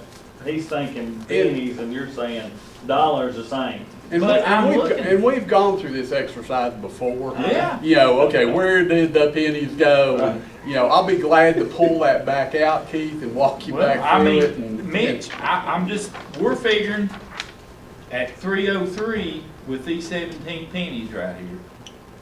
So, well, actually, Well, the thing about 329. it is for You're right, tonight, 329. I don't think we can do anything about this. No, I understand that, you know, but we'll find. we may find some more money somewhere. I don't know. The Jonesboro project to be paid, not out of our pennies, but the pennies that they got left of the, you know, Yeah. of the Boone's Creek, you know, it took 5 pennies to go to debt service to pay Boone's Creek project. Finish paying it off, right? We moved 5 pennies over to fund the debt service. That is correct. So, you know. That's right. Okay, so they don't do nothing for us tonight, does it? Okay. Well, let's move on with tonight then. So what you're telling us is we got $6 million. That's What's the bottom line? This needs to be a called board Sure. meeting. With the county commission, it sounds like. No, we need to come up with what we want to spend our money on. That's what we're doing. That's what we're doing right here. We can't vote on nothing. Sure you can. This is called No, we meeting. can't. All you've got to do is put these in some sort of order, and then we attach a price tag to it and go to HEA. But this is a workshop, Bill. We're not voting on in a workshop. No, it's not. Okay, this is a called meeting. I thought it was a workshop. No. Excuse me, I'm Call meeting. Okay. Chad's got his hand up over there. I'll shut up. Please, Mr. Flamer. No, I just want to make sure we're rowing on the same boat, which normally I'm going a different direction, so bear with me. But $6 million, 22, 23, 24, 25, 26, we're doing a 5-year capital plan. So, but the way I understood Mr. Meredith, we will lose some money when Jonesboro happens in 2023 or 2024. We don't know. Yeah, I mean, Okay, right so- now, I'd say 23 if this thing's moving forward, because 2 years they'll have that done, surely. So but I just thought we would lose, I thought you said we would lose some of our 6 million, so we can Well, still plan on 6 million going out. you will lose it based on, what this is going to do is pay the debt service. Okay. Okay, so depending on when that debt service payment starts. Okay. And I, you know, that's gonna depend on, because I think if we all understand what Jonesboro's doing, they kind of are doing a construction loan right now. Right. And then, you know, there's no payment, there's no debt service payments until It's it's finished. completed and they go to permanent finance. So we just need to do 6 million every year to 2026, correct? I assume that's what we're That's doing what here we're today. planning on until somebody That's tells what us we different. have Until today. somebody tells us different. And do we think the 640 for technology is something that'll keep up with our turnover on these Chromebooks? It will next year. And these devices continue to get cheaper. So plan 640 for technology throughout, that's a good plan? Curtis Fulbright said that as far out as he could see, that would be enough. And then buses is varies. You Every said year. this year's 1,000,000 or 10, what is it? 950,000. For 21, 22? Yeah, well, fiscal '22, and that'll be the biggest year you'll have right on. Okay. And what can we figure from there on out? 500 or 4? Jared, you got any? It fluctuates, Mr. Flinger. If you want to average it out, I'd say probably 6 to 7 buses a year. It depends on if you're buying the full large buses or if you're buying mini buses. It's usually a combination thereof. Ms. Dellinger? I wanted to find out, some of these have little mentions, but where would the energy plan come in if we ever decided to fit it in? I mean, would it take care of some of these, or we just have to go with this now, or what? I'd say we go with this today, because we don't have that energy plan in place, and then if we go into energy plan in place, we'll reevaluate this, I would assume. True. Okay, but the ionization system is already included. It is, and we're carving out 1.9 plus million out of ESSER 2.0, also for HVAC. Okay, thank you. So we've got And if well over $2 million going into air quality that we already have the money in hand. And if we do that, I would assume if we do ESG, it'll come out of our money either way, somehow or another, would it It'll not? have to be a bond issue, and you'll have to service the bond.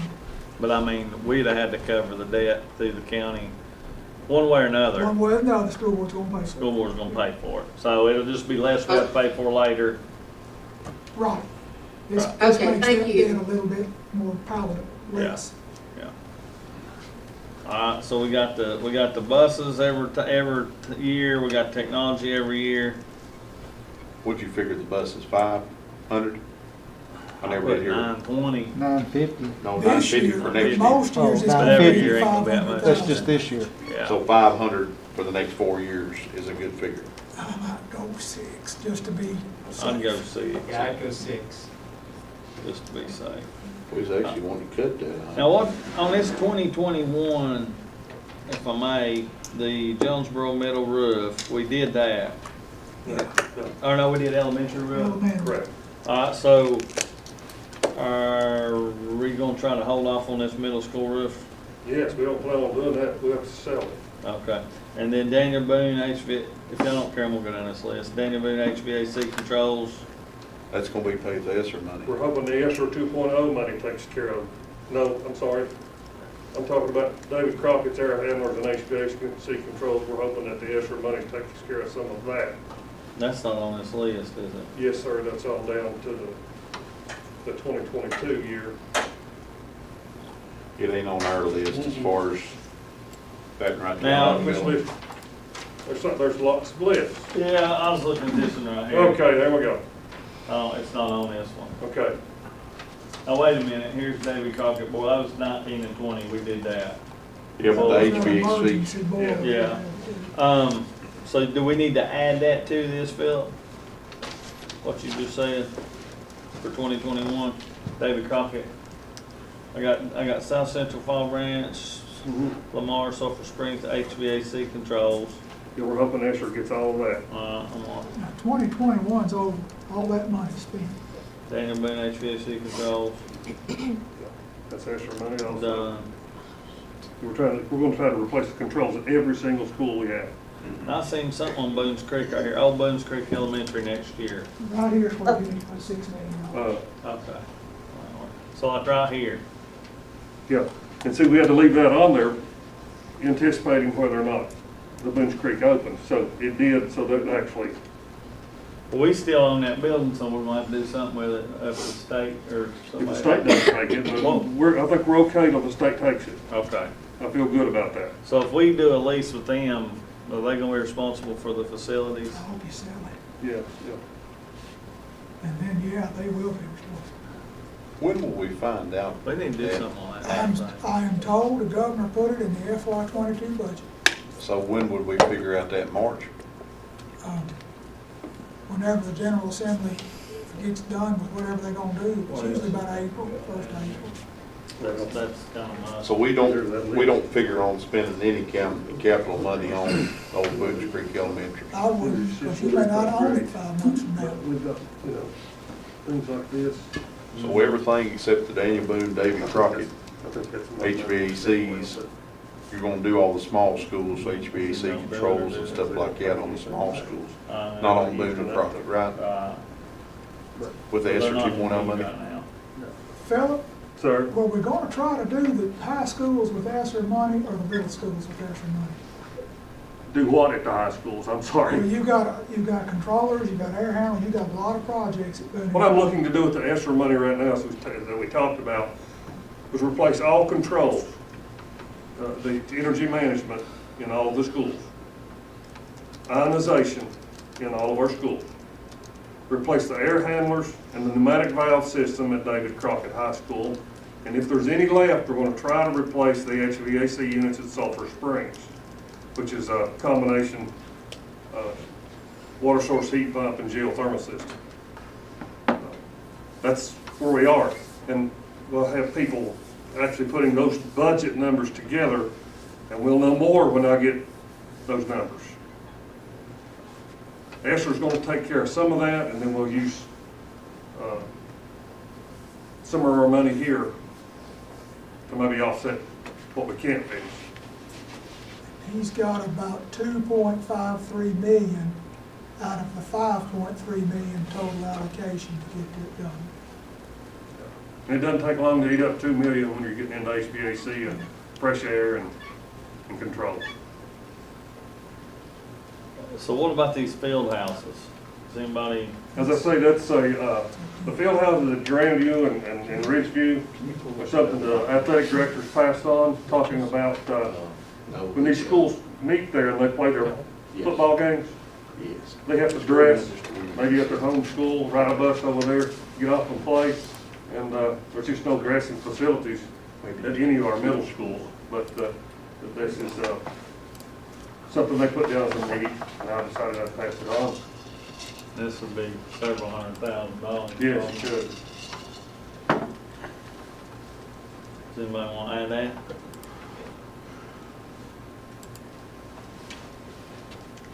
Got a lot more going on than that. You're going to have to come up with something. Well, They ain't I all got, on this list, I got really, something I asked really Dr. Flannery about, and yeah, it could be used as a budget issue, but I would rather use this money. You talking about the greenhouses? No, I'm talking about the position at the,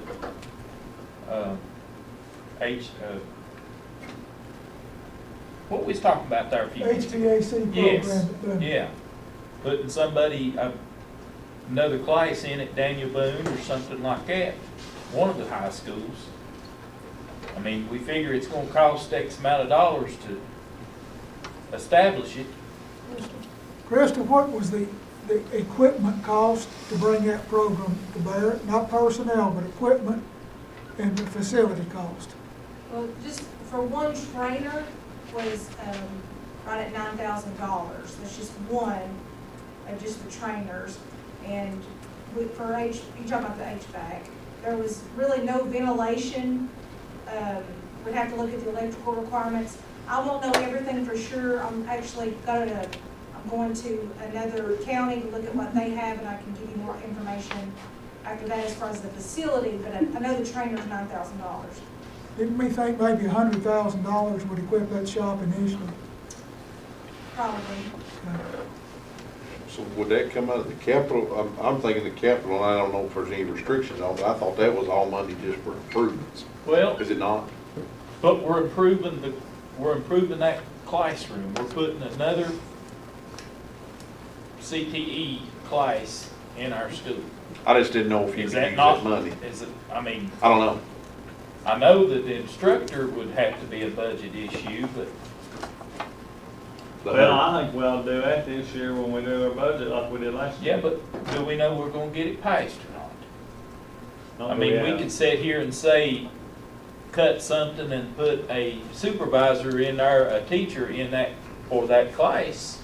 I'm saying last year we paid for it, we have to pay for it again this year, we pay for it again this year. Can't we do that? If it don't pass? Maybe, maybe not, I don't know. Depends on what the finance director over there says. Oh, ain't no problem. I just felt like we could, if we needed to do something to that room or whatever, let's get it going. Let's get another CTE class in I there. like that thinking. What would you say would be the biggest maintenance need that we don't have funding identified for yet? No extra money, no nothing. Oh, goodness.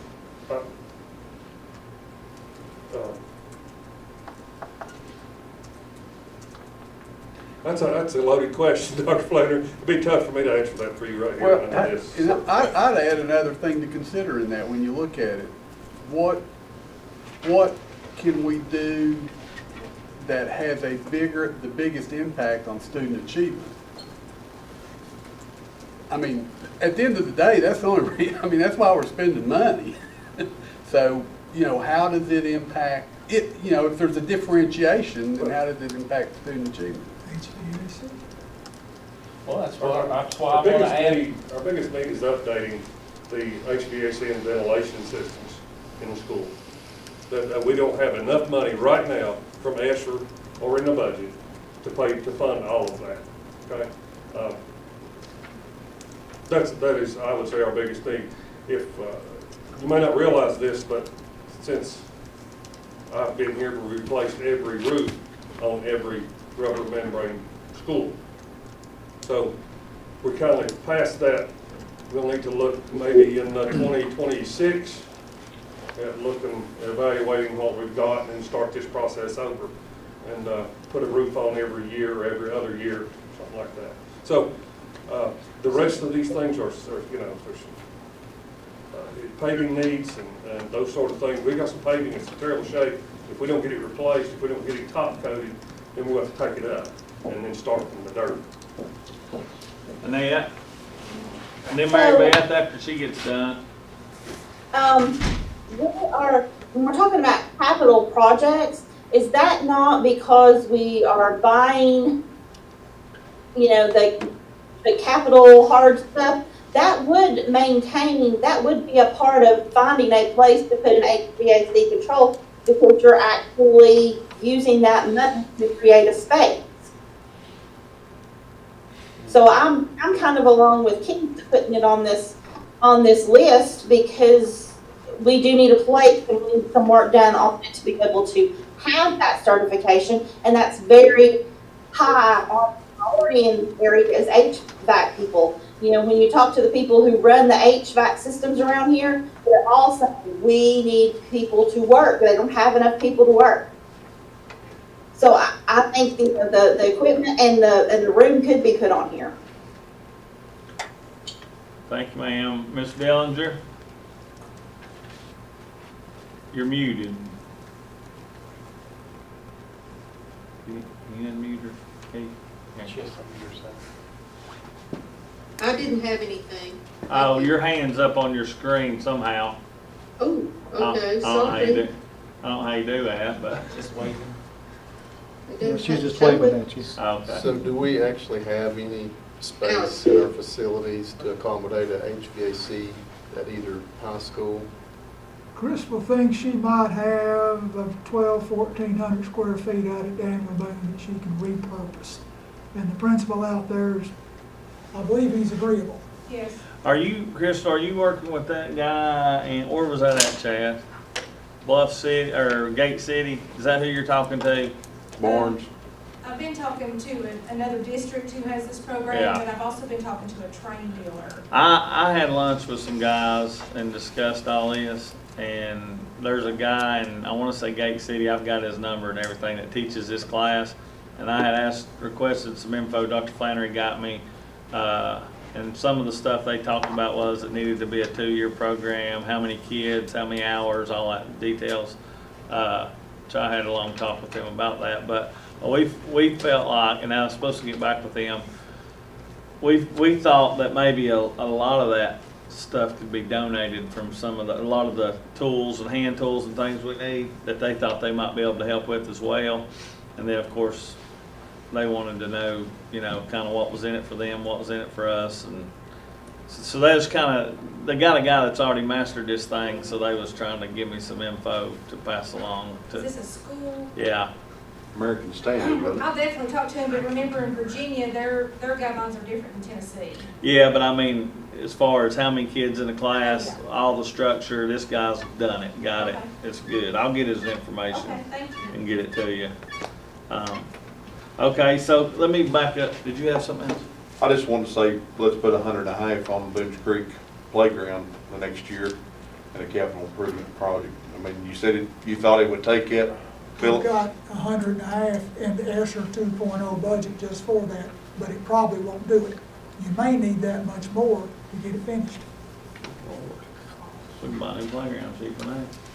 Hey, what about roofs? You said, somebody said roofs. I remember fussing about this 2 years ago. Do we need to put X amount every other year into roofs? Do you know the status of each roof you have replaced, how many years you think it's got left and all that sort of thing? I do, yeah, we keep records of that, and, it is something we'll try. If I think I've got one coming up in 3 years, I'm gonna be looking at it now. Yeah. And, then we would. Do you want to get us some to add to this? No, I don't have anything right now. Oh, okay. So No, you're. not right now. You're We're good. looking at, what year? Well, we're up to, this says up to 24, Yeah. but really, I guess it's 26, isn't it? It's right on. They're not gonna give you anything past FY 22. Well, I know, We can but put it's it a on 5-year paper, that's plan. great, but the only money they're gonna allocate is the coming. Right. But we need to take our monies that we know that are gonna be filtering through and be sure we mark them out there in the 2023, 2024. Right. Even if it's the 6 million stays the same, then of course we got the new Boones Creek coming on that we have to service. And then there'll be some monies left, and if we need to earmark those out there in the future. For it can be a roof, but we don't have to designate what building, but we know Right. that's kind of what we've got coming up in 5 years. Well, it's kind of like the buses, we know Right. every year we gotta have something, so every 5 years we need a roof or whatever. Yeah, I think we ought to do that. Anybody else think anything, or? Should we go ahead and put $2 million then down for HVAC controls, not even put a school? Well, I was gonna ask Mitch about that. Now that we kinda got through this whole director thing and where we're going with that, and you don't have to answer this, I ain't put you on the spot, but, so, back to the pennies and the money and the 6 million. If we go through with this ESG deal, does that money that pays that back come out of that $6 million? Is that like a whole, I don't understand the funding on that. Or do you have an answer for that? Well, In other words, if we did it today and it was $20 million over 25 years, where does that money come from?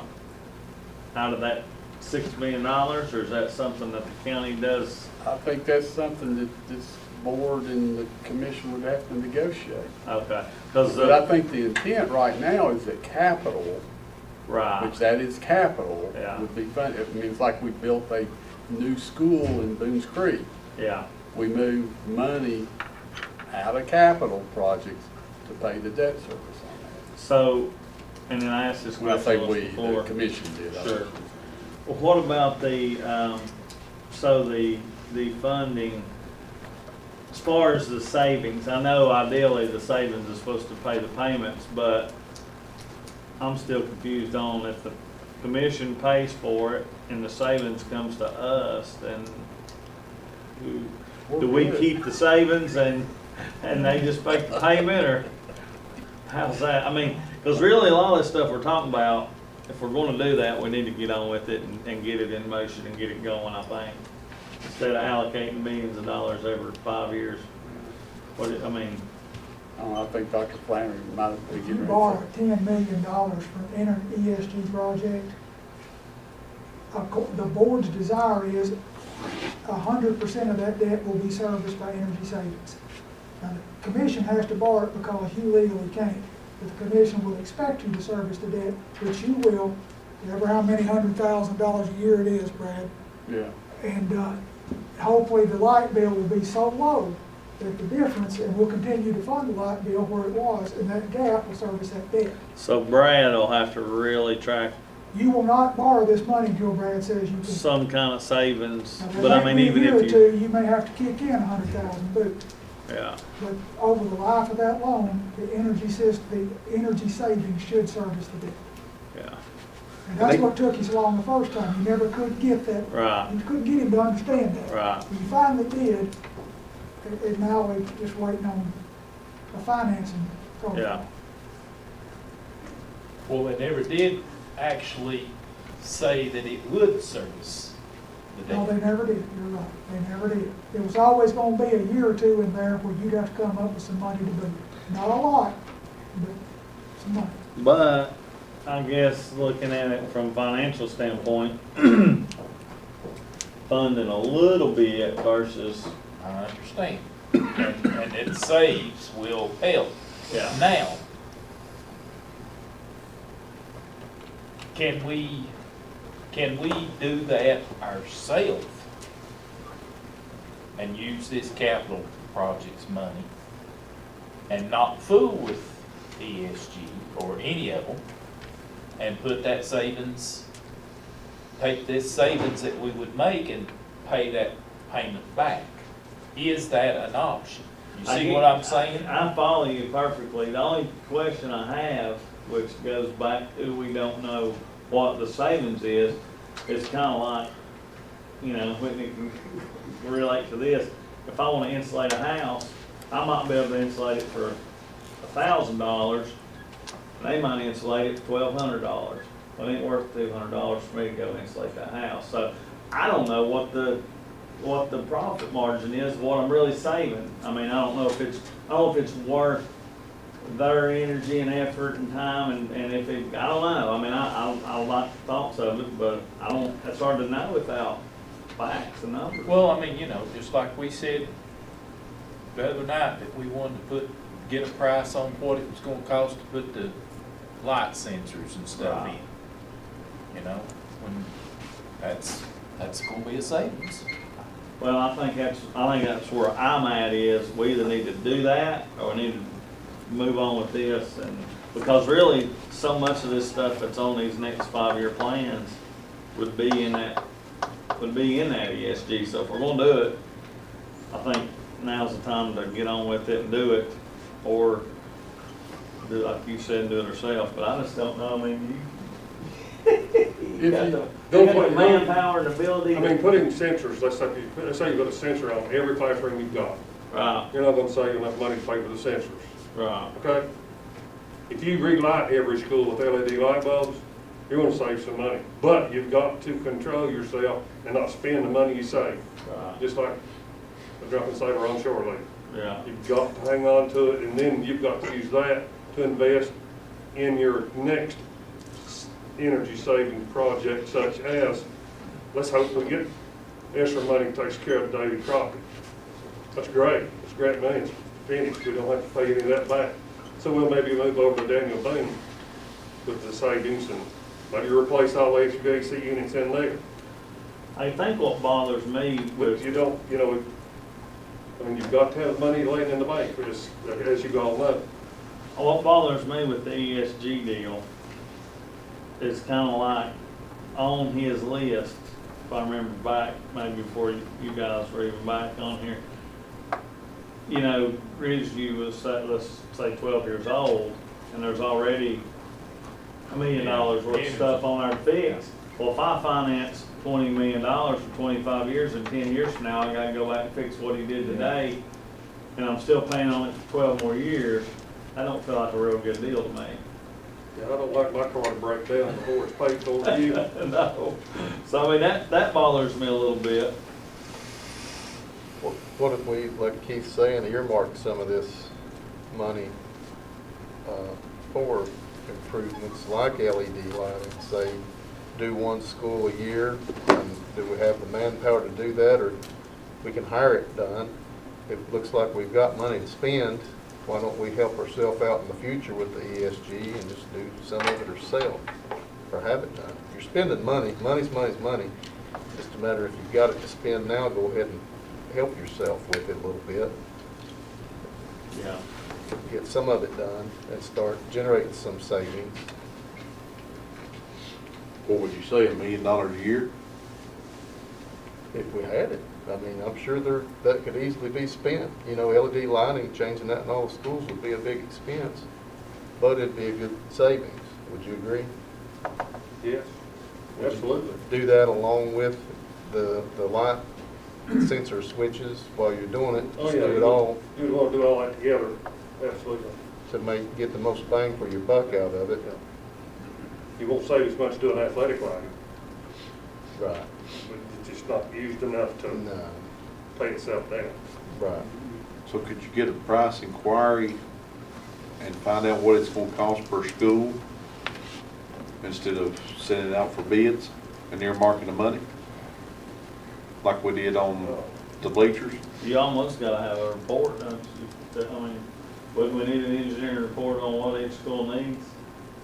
Well, you know, to make this really work well, you need to measure light levels, because if you look at all the light fixtures you have in here, you'll just go back maybe with every other fixture in an LED configuration, so you're gonna save almost twice, you know. So to really do the greatest savings, you'll realize is to do the light study.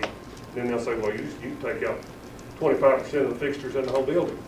Now, them companies will do that for us, won't they? They will, you know, it just takes some time to get everybody lined up. Then, you know, I like seeing people with them, and it's a process. It may be better just to bid all that out, install economically, you know.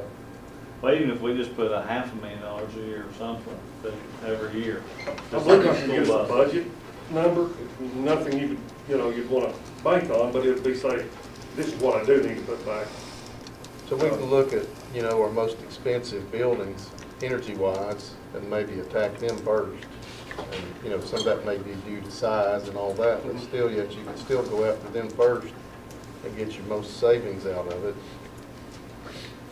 Hey, Philip, it seemed to me that outside of the lighting, the light fixtures, the next biggest energy saver was going to be variable frequency drives and doing some changes within the HVAC system. That's correct. Where you're moving water, yeah, you know, your variable frequency drive or variable speed drive pumps.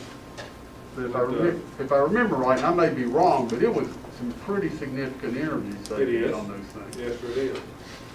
It's very significant energy savings, but variable speed drives versus a regular speed drive is a very big difference there as well, right? It's expensive. I can't see how you save, I mean, I know it saves money because it changes speeds, but at the same time, my experience is you're paying double for the variable speed drive versus one that maintains speed. But you are saving that energy cost. The energy cost. That's what they, and so I just threw that out because, I mean, the only reason I even brought that up was that if that was something that was truly an energy saver over a period of time that had a positive ROI on it. I believe it would, but, you know. There's a big difference when one goes out, I mean, you know. Yeah, and then, you know, you hope you don't lose a drive. You'll lose a motor, which is not so bad, but you're right, losing the drive, which is a cabinet full of electronics, which changes the frequency of electricity. Instead of 60 cycles, it moves that cycles of electricity down, which slows the motor down. That's your test lesson for the evening. But my point with that would be something you'd do turnkey anyway, you'd contract it out if you want to do it, as opposed to maybe having guys change it like. For FY '22, at least I'd have something to dictate you do, the rest of it, just whenever you get to it. Do you all, I don't think we're prepared to make all these decisions today, really, but he needs buses and technology at a minimum tonight. Do we want to I think that's fine, and, I mean, the school's budget isn't due until May, okay? So, and that includes your all's capital spend. I'm not prepared to, I think we need more information and make some better decisions. I mean, we obviously know buses and technology, and I think, I like the X amount a year for CTE, and then, you know, I just think we might want to think about it a little bit and then meet again soon, and I don't know, whatever y'all think. Chad? Well, I'd like to see, I mean, we got a lot of things we'd like to do right there. We have no idea. I mean, line 4 and line 17, I mean, you're a long way off, but you may only have 100,000 left for the courtyard, and you could do it this year. You know what I'm saying?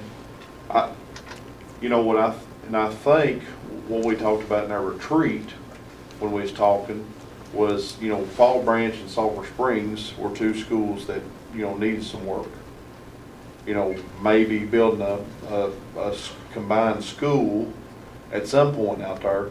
I mean, if we're serious about that, if we're serious about relocating Midway, Asbury, and CO in the Jonesboro Elementary School, I mean, we need to be thinking about putting $500,000 up there to, you know, make that what we need. But, I mean, to me, those two biggest questions will set how we're going to set this 5-year plan, because, you know, the Jonesboro furniture, we spent $640,000 or $630,000 at Boones Creek. We need to go ahead and earmark, would that be 2022 or 2023? Because it'll be actually before July 1st when it's purchased. So is that 2022? Hopefully. I'd do that 22, because that's just next year. Let's go ahead and add $600,000 for 2022 for new Jonesboro school furnishings. Would that be a smart, I mean, go ahead and put $600K on that? The interlocal agreement requires you to take the furnishing money out of fund balance, which theoretically you should have from the sale of surplus property by the time the school opens. I don't believe that, but I'm, I don't either. Yeah. I agree. But I mean, look, I think we need to figure on using either part of this 600 or 6 million for fund balance. I think we ought to fix this 6 million for $600K for furnishings, and go ahead and figure next year that's where the furnishings are going to come out. It's going to come out of our fund balance, I guess, if we sell those schools, but I don't think that's a wishful thinking, you know, right now. What about yeah, I agree with you on that. What about like what Keith was talking about? Do we want to put that CTE X amount every year for the next 5 years, and then somebody else can change it in a few years if they want to take it off there? We say 200,000. I'd put at least 200. Until we get that program built up, and whether we're here or not, somebody will be here, and they can, if it's good and they got everything they need and everybody's happy, then they can put that money somewhere else. But I think it's been a long time coming to start spending some money on all that stuff, because we're just seeing that with our kids, you know, moving. Mr. Patrick, is there some way that we could rank some of this in order of immediate need and importance? I was just sitting here thinking about, it's very confusing because it's more or less a brainstorming session. Right. If you don't mind, let me and my staff, since you're not pressed on it tonight, let us put it in, from our perspective, what the priority is. And as a board, you may see it differently, and that's fine, but you need somewhere to start. Yeah. So let us put it in a priority from a maintenance standpoint, and I'll do my best to try to put some numbers with it. That's gonna be hard to do, but, I can get square footage on a piece of blacktop and that sort of thing, and I'll try to get some of those numbers, but. Some of this I see looks like immediate needs, and some of it's just Exactly. thrown out there. It is, and, it's, like I say, we were sitting around the conference table up there at the shop, and we were just going through what we had with each craft we've got, and. So maybe like a level 1, 2, 3 need or something, or 4, put it in Okay. 4 categories where Okay. we can kind of see what is most important and needed. Certainly. That would help. Would y'all be in agreement to let Dr. Flannery, maybe let's redo this a little bit with what we have, and then add the buses, the technology for the next duration, put the CTE on there for next duration, and then when we meet again, You've given us a lot to go on when you say that you want to do something that affects students most. Right. yeah, I mean, this dialogue has been very valuable, even if you didn't make a motion. yeah. You, then we Did gotta you go do the look at the stadium. greenhouse? We got How much were you problems talking that go about? beyond just money. We did 250 last year. Can't Wiz anybody Chad work was on it. mentioning at least 2. But some of that was operational expense, wasn't it? Or was the 250 all for capital? We did, was the 250 we did last year in the budget for CTE, was it all capital or something? Just 100. It was just operating. I thought, Oh, did we move? 250, Okay, yeah. okay. We stepped it up last year. Equipment. It was for Wait a minute. equipment. I mean, was it for equipment? That's what Crystal said. Yeah, you talking about the 250,000? Yeah, Yeah, we spent, 95% of that went to Crockett and 5% went to Boone for equipment to revise, get them new equipment for several of the programs. Didn't have to say that. All Yeah, well, that's what I was thinking, but that's, yeah. now you know where HVAC's going. It's okay, Crystal, they needed it, it's been coming. It has been, there's stuff that's been up to 75. Did I miss something? Thank you, Chris, that's enough. Rocket, or the Crystal, they, but very few people here that's at Boone, the rest, it's just 2 of us at Crockett. So, could you do that again? Could you spend that again? No. Well, last year I spent more money at Boone, so if that helps you. But I mean, if we give you $200,000 more, can you spend it at CTE? Absolutely. And they need it? Yes. Okay. Does that answer your question, Miss? I just couldn't remember if it was 1 or 2. It was 2 something, 250. Well, I think what you're doing, Mr. Chairman, is putting on some of these, what we're wanting to, the CTE, Jonesboro finishes, buses, technology, and then whatever we have left, I think is where we, bring Mr. Patrick's wish list of numbers with what we want in there, and, right? I mean, is that what we're? I think that's what I'd like to do if y'all are in agreement with it. I'd like to just add what little bit we've added and then let him come back and everybody think about it for a week or 2 or whatever, and then we'll come back again. Dr. Flannery may have some stuff he finds that we need to do, and then we could maybe finalize something a little stronger. Yeah, because for 5 years, you gotta add 2 more columns to this thing. Yeah. So there may be another roof out there somewhere. There could be, there could be. You want it on, what did you, March, April? Yeah, let's do March. We got full February. Maybe the 1st of Oh, March it's or too late something. for February, so, but you want to see this as a standalone item in March. Yeah, I think we'll just have another call meeting one night and wrap it up. And then maybe if something else comes up, we can add to it like you did tonight. What kind of money is it gonna take to upgrade all the HVAC throughout the whole system?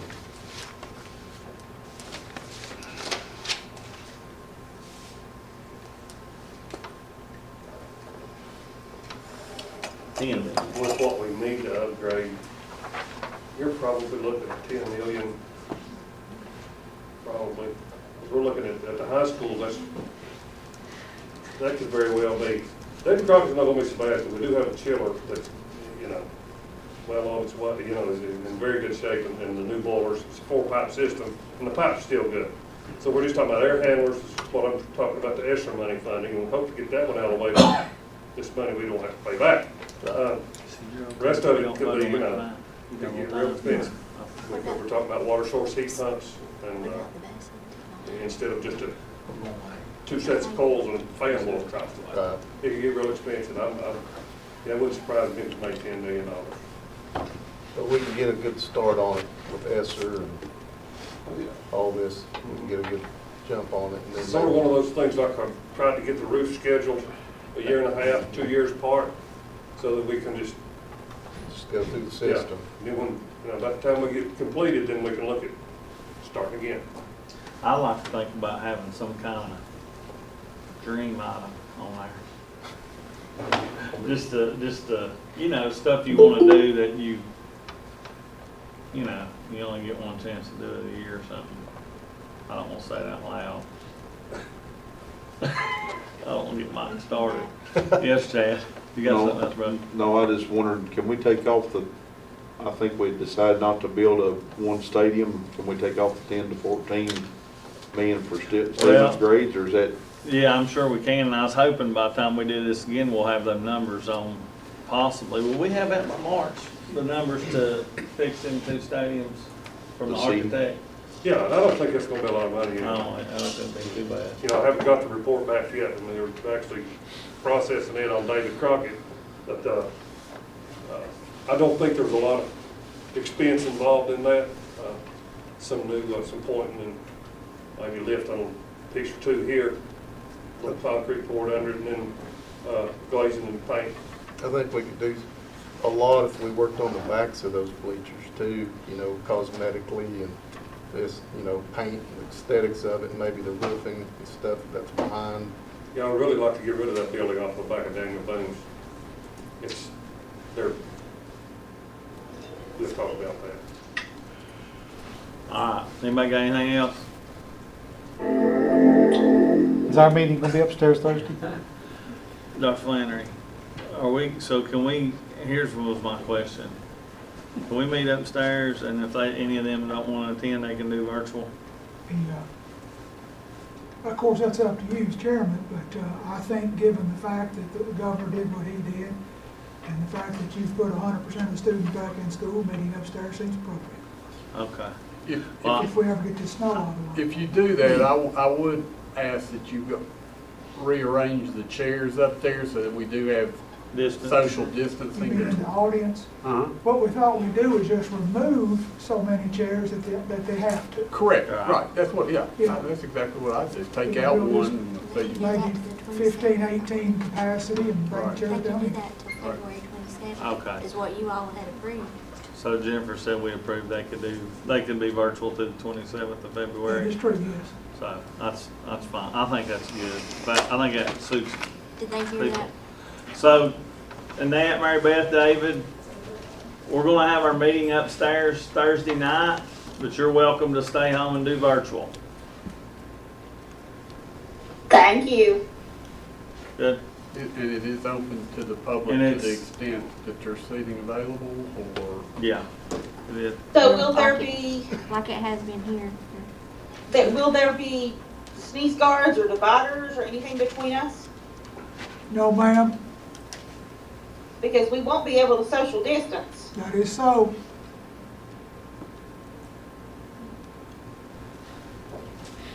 We looked at it, it's gonna be about $400. If we can't do it for first graders, I don't think we ought to do it in the boardroom. Just me. Yeah. I agree with you. If we can't do it for everybody, we don't need it. Is everyone going to be required to wear a mask? Yes, ma'am, the board still has a mask mandate, and I think the governor does, the mayor, and everybody else is in charge. Okay. Good. Everybody good? Get you a nice Danny Boone. All right. Meeting adjourned. There you go. I think I'll go call